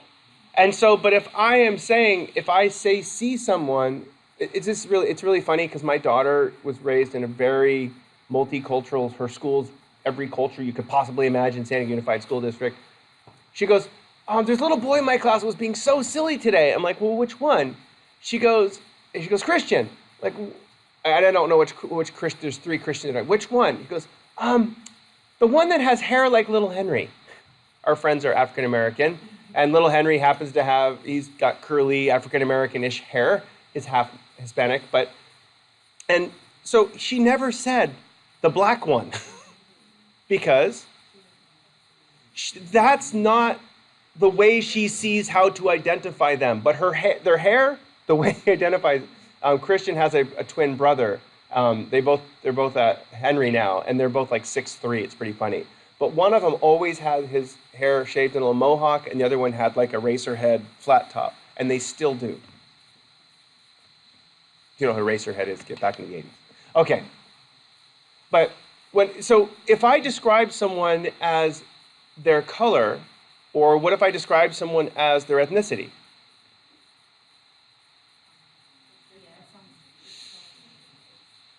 Well, I had a student, Avion. I could never say her name right because I'm not pronouncing it. I use the water bottle as my reference. But she's Haitian. People say African American. I'm Haitian. I'm not African American. But why identify people as color or race?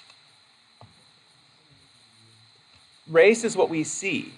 Race is, back in the old days, they believed that humans were different races. It's just like dogs and cats, different species.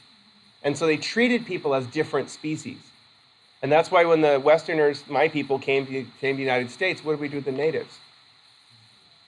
Our savage isn't here today. But we treated them as savages. We treated them as they didn't own land, they didn't wear clothes, they were stupid, they disappeared every winter, they got lost. They went to Florida in the wintertime because what happened to all the people who stayed in Plymouth?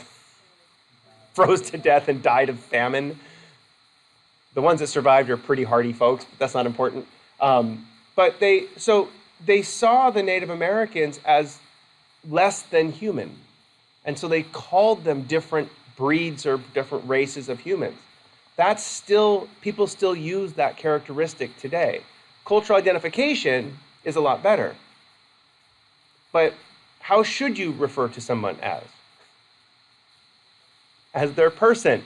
And so like when you ask somebody starts making some sort of racist comment, what's their name? Well, I don't know that. Where did they go to school? I don't know that. Where are they from? I don't know that. Then how do you know?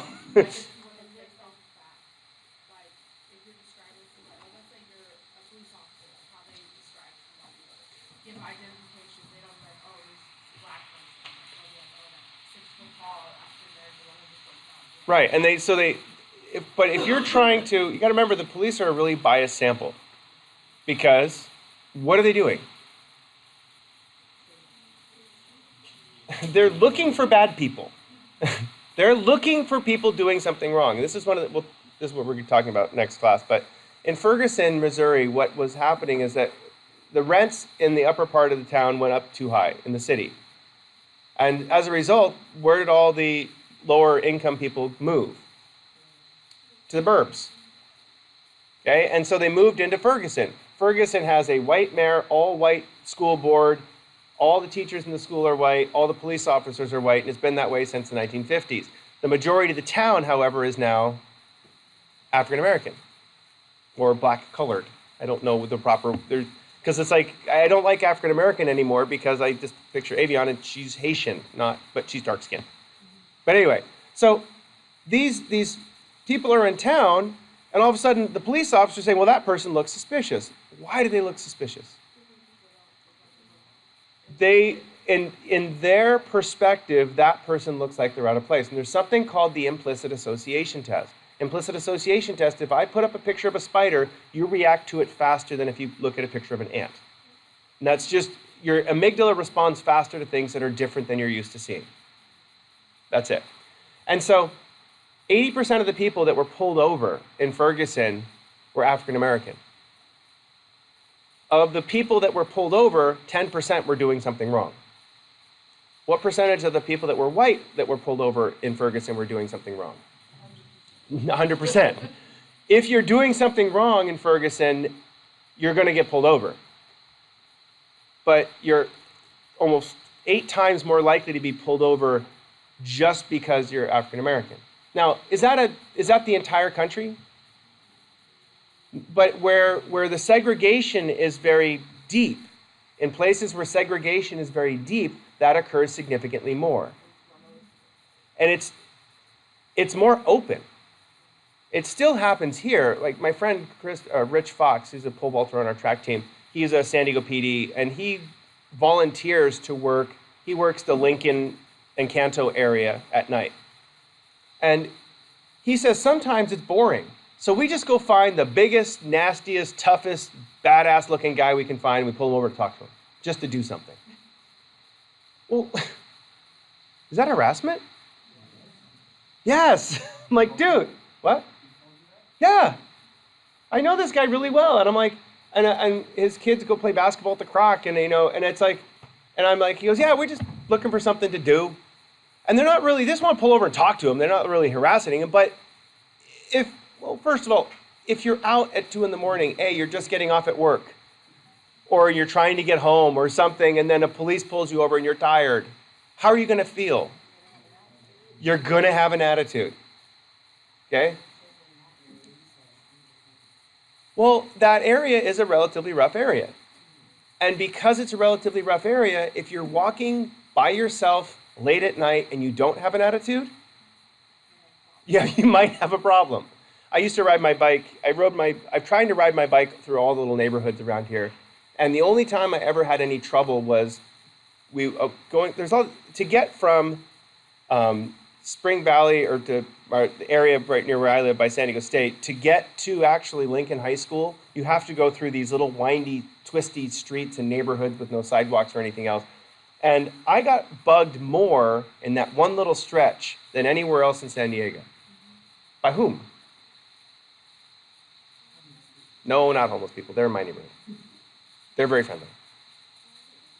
Oh, middle school kids. God, little bastards. They're throwing rocks at me. They're yelling. Why middle school kids?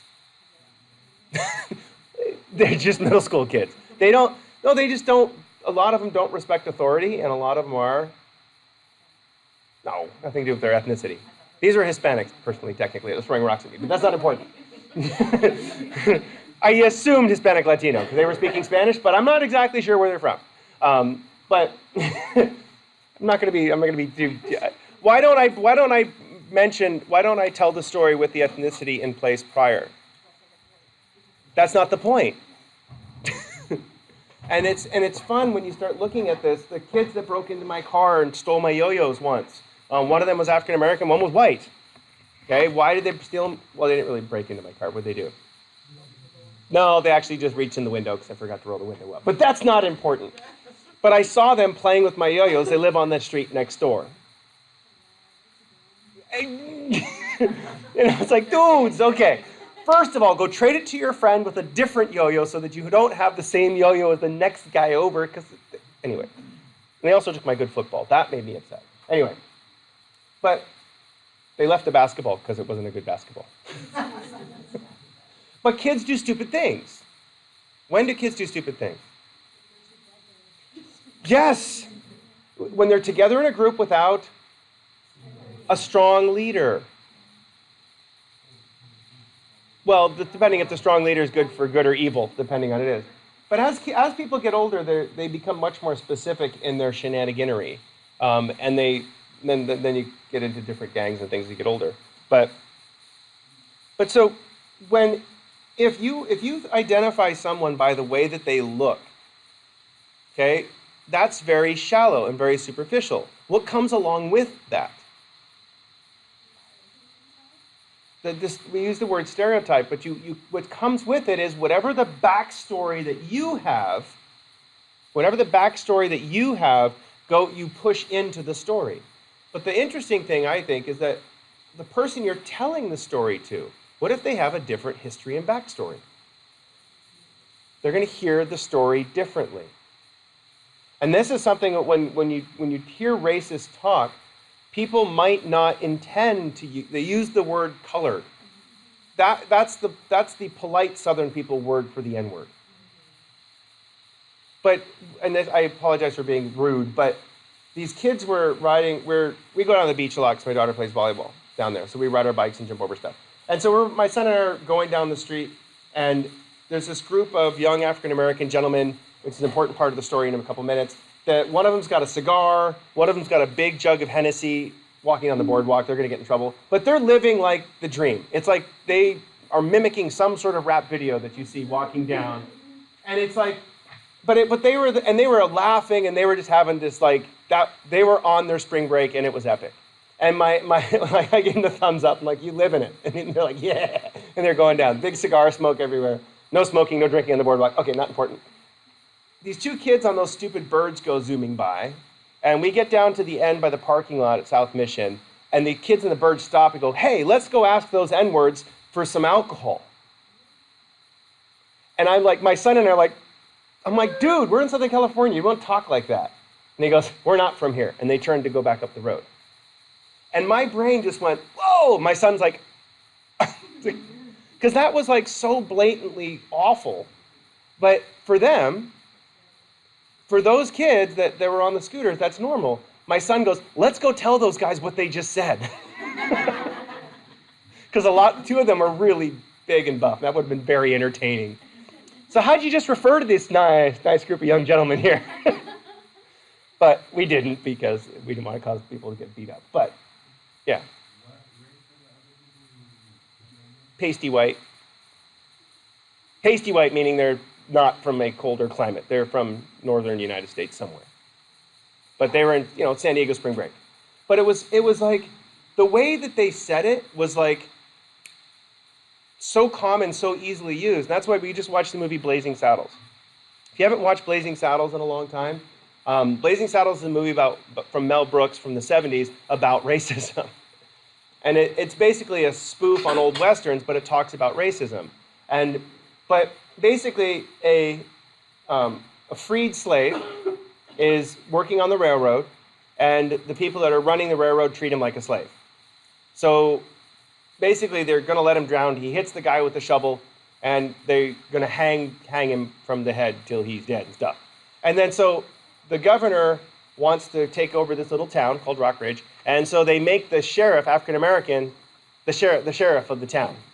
This freed slave is now the sheriff of the town. And so the N-word flies around a lot in this movie. However, there's a lot of little subtle things. Mel Brooks made it. And Mel Brooks is really good at being offensive. Okay? And the best part about it is that as you're watching it, the rhetoric and stuff that you hear, if you start looking online, can you find it? He was making fun of it back in the 70s of how stupid it is. But what do you hear people using now? The same rhetoric. And it's really kind of creepy when you watch the old stuff and you watch the new stuff. Are we changing?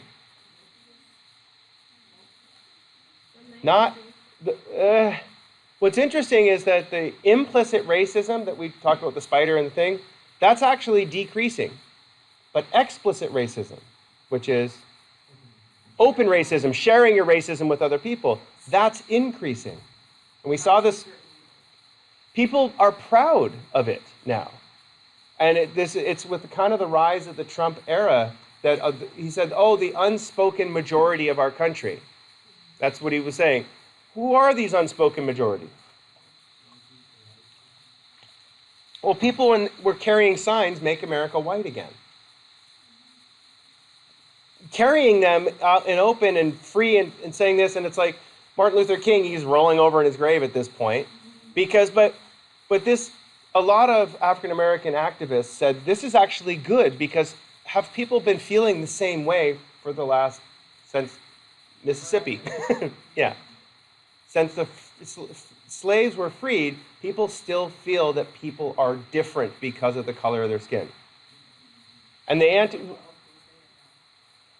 you shouldn't, but there is like Breitbart News is trying to nationalize the Nationalist Party. The Nationalist Party is America First Party. And what is it defining of America? No, it's Canada, North and South America is what it should. I was kidding. Don't point that out to a nationalist; they get pissed. No, but if you want to be America first, who should we support the most? The Native Americans. No, we don't give them full citizenship status until the 1960s, but that's not important. You know, Native Americans weren't citizens of the United States until the late 60s? No, sorry. We found it. Oh, I'm here. I don't care. Well, there's a lot. If you ever read old science fiction, they talk about, they project into the future if the world had not. Like, what if Germany won? Yeah, there's lots of movies about everything like that, because science fiction loves that stuff. Anyway, there's a Star Trek episode where Rome stayed in power. It's all modern, but Rome. Yeah. Better food. Actually, I like the Middle Eastern food, so I think that we should. Okay. Ooh, Mexican food.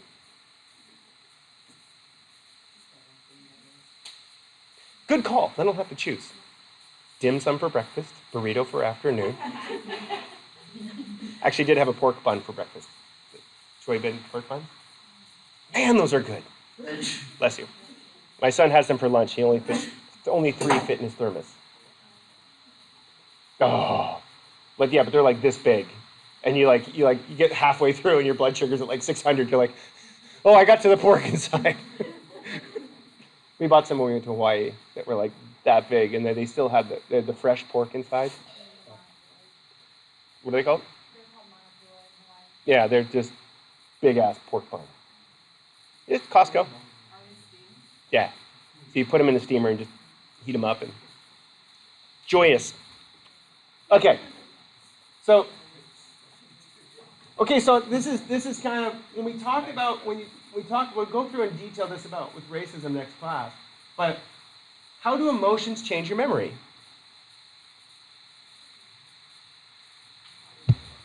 I know, but think about it with racism.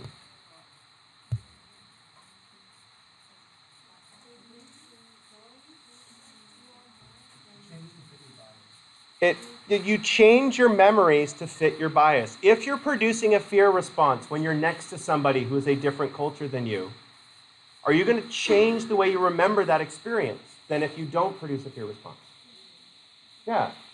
And that's the whole thing about how racism works, is racism works with fear. We produce fear in response to other ethnicities or other races, and that causes you to remember only the bad things that happen with those particular people. And so, if you live in a town, what causes crime? Ethnicity or poverty? Poverty. Poverty causes crime. Why does poverty cause crime? Because people need basic needs. And that's why there's a lot of more crime in our neighborhood because of the homeless population increasing in the neighborhood. And one of the guys walking down the street with a digital SLR, I'm like, yeah, he really? Okay, and the little local pawn shops in our neighborhood will all of a sudden are selling new stuff. And the pawn shops in our neighborhood work with other pawn shops in other neighborhoods, so you don't sell stuff in the neighborhood it's stolen from, they work around. Well, smart. Okay, I was involved with a bike theft group for a while, not stealing bikes, but trying to find bikes that are stolen. But a lot of times, bikes will get stolen from San Diego State and then sold at Orange County swap meets. Or then all the bikes stolen at Long Beach State are thrown on a pickup truck and they're sold at Spring Valley swap meet or Kobe's is a little bit upscale as far as swap meets go, higher echelon. But if you go to some of the more rural swap meets, that's where you can find a lot of the good stolen bikes. Okay. No, the plastic cheese is just not food. But I mean, the interesting, a lot of people who sell stuff at the swap meet, are they stealing it and selling it? No. But what happens is there's these systematic organizations of these bike thieving rings, and they go in and target certain bikes. Do they steal the whole bike? No, they look for parts. They're stealing the parts of the bike. They take them apart, move them up to LA, reassemble them on a new bike, and there's really no way to find out where your bike disappears to. It's basically chop shop for bicycles. The cars are a lot more difficult because it's a lot more energy and time to disassemble and get a car. Most of the cars that are stolen in San Diego aren't chopped up. They would go to Mexico and they sell them in Mexico. Anybody watch Top Gear? Yeah, I forget what, they were in Belarus, and most of the cars there are stolen from Europe and brought over. They just were going down the street and looking at all the cars with the keys knocked out. Low economy, so what do you do to get a car? Get it. You don't steal it. They stole it. I bought it from them. Hey, I didn't know it was stolen. Yeah, whatever. Okay. So the more we start to realize, we get into this really conceptual branch of this class, what you should really start to see is that we have to use the behavioral measures and all the other junk from before. I'll send out home this little video for you to watch. Aside from needing a comb, this guy is James Flynn. He talks about something called the Flynn effect. And what the Flynn effect is, he said every subsequent generation is getting smarter than the generation from before. Yeah.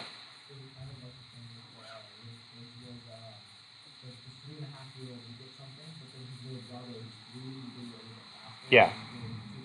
Experience-based learning. So it turns out that if I were to try and describe Weinert, Texas to you, and all you've ever seen is San Diego, can you picture what Weinert, Texas looks like? Well, so I say there's lots of fields. Can you think of where there is a field near here? Oh, yeah, Riverside, that's near here. In Bicycle Range, where is there a field? Okay, a football field. The Grand Lawn. What else? I was trying to think of over by Valhalla where they drive the trucks around the circle. Kind of a field. So can you picture what a town surrounded by fields looks like if this is all you're experiencing in the world? Well, sort of, but you don't. But now I've showed at the beginning of class I was looking at Weinert, Texas, and for those of you who've seen what it looks like, does it look anything like Rancho San Diego?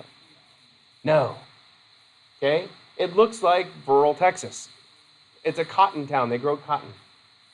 And so,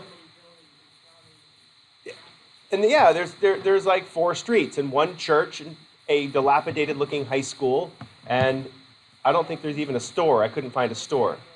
There's no grocery store. There's no nothing in Weinert, Texas. Okay? There's a really green-looking Weinert Lake. Just, anyway, but if you have seen Texas, if you go on Google Earth, could you know what Texas looks like? Yeah, could you look, I showed you what Vermont looks like. Can you picture in your head what Vermont looks like? We have the ability, just that quick, to create mental images of all sorts of different things just by using the internet. Just with a Google browser alone, you're exposed to so many more ideas than our forefathers were. And back in old rural Vermont, people lived in the same town, grew up in the same town, and died in the same town. They never traveled much. And when they traveled, what did they want to do? This is my grandfather. They wanted to come home because they didn't like it. It was weird. Because if too many things are outside of their existence, can they understand it? No. Yeah. Is that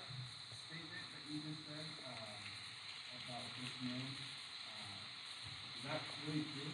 So his measure of intelligence, however, is the fact that people can apply more abstract concepts now than they could 20 years ago.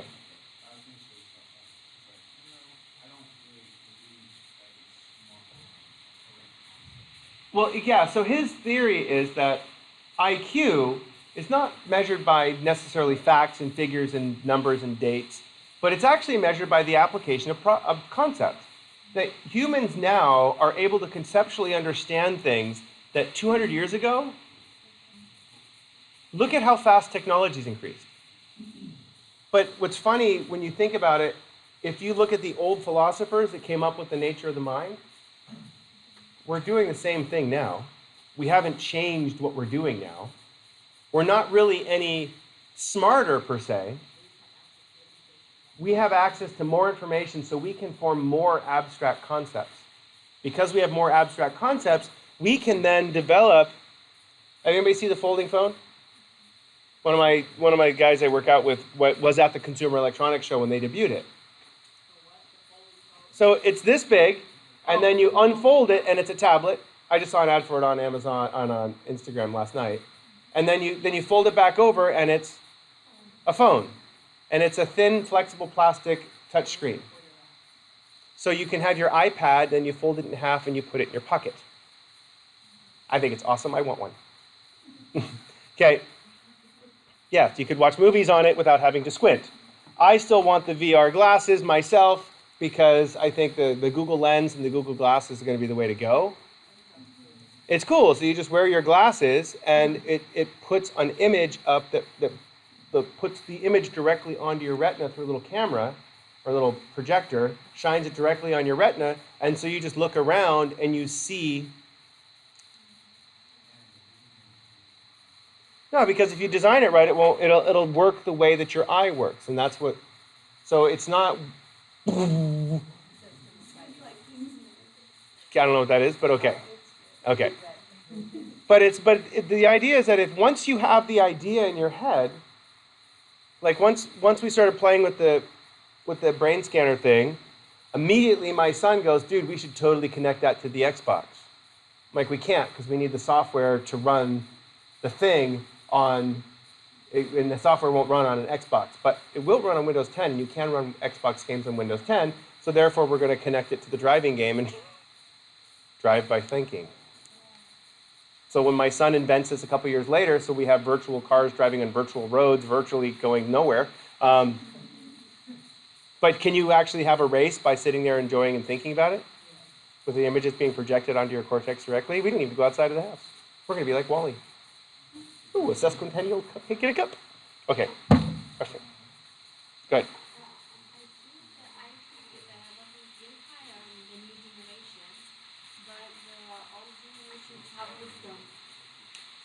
That doesn't mean that your grandparents get dumber. It just means that by the time that the generation comes in, the stuff that the kids learn now is much. They have more ability to learn than the old people did.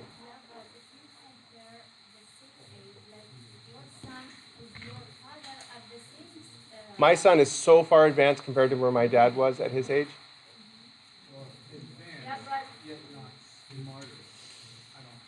I think that my son would make better choices in a given situation than my dad. But my dad also was very good at math, and so was my son. But he also was very bad socially. And he died from alcoholism living by himself in Florida. So I would say that my son is not going to turn out that way. So specifically in that example. Okay, what's your left? Okay. Your son's smart because he has lots of examples of but what if you got a kid from 200 years ago and brought him to today? People would be able to learn the same brains, yes. Our brains have not changed. It gives our brains the ability to conceptualize and do more. What makes you strong? Doing things. So yes, if you do absolutely nothing, what happens? You get well, I hate the word lazy because I'm efficient, not lazy.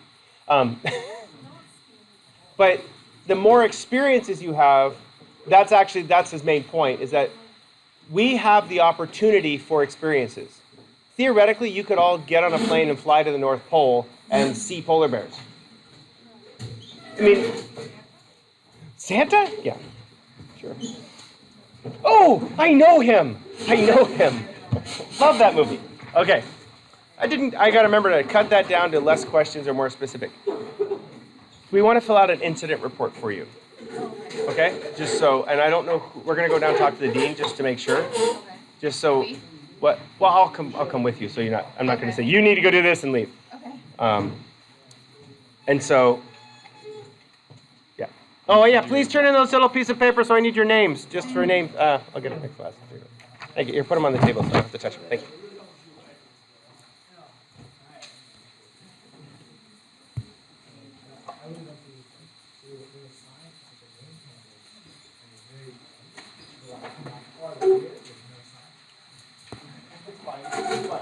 I just want to Are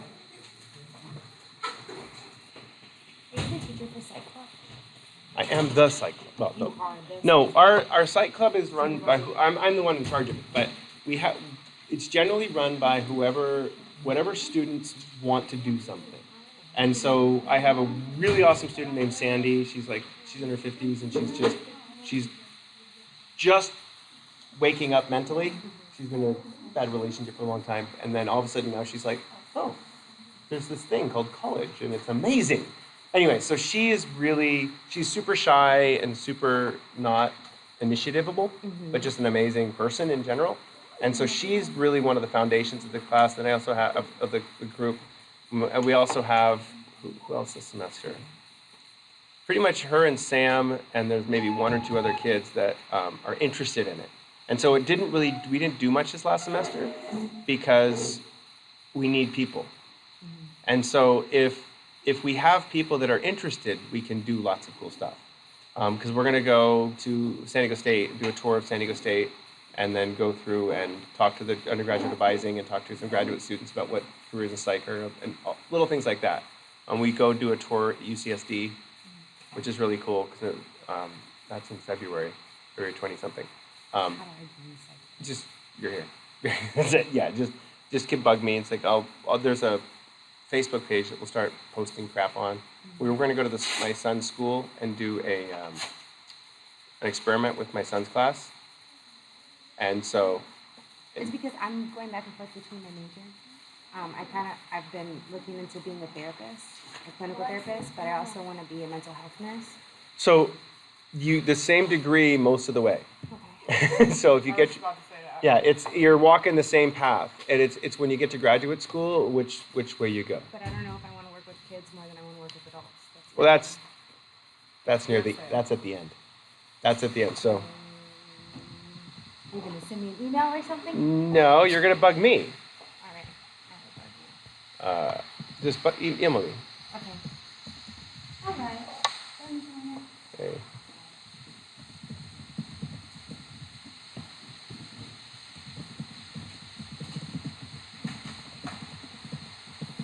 Oh, let's see. I just want to make sure. I have to. She goes, so you need to send an email. I'm like, okay. Oh, her. Yeah. The Dahlia downstairs, yeah. Oh. Yeah, fellow Monday after class on the stairs. We are coming down.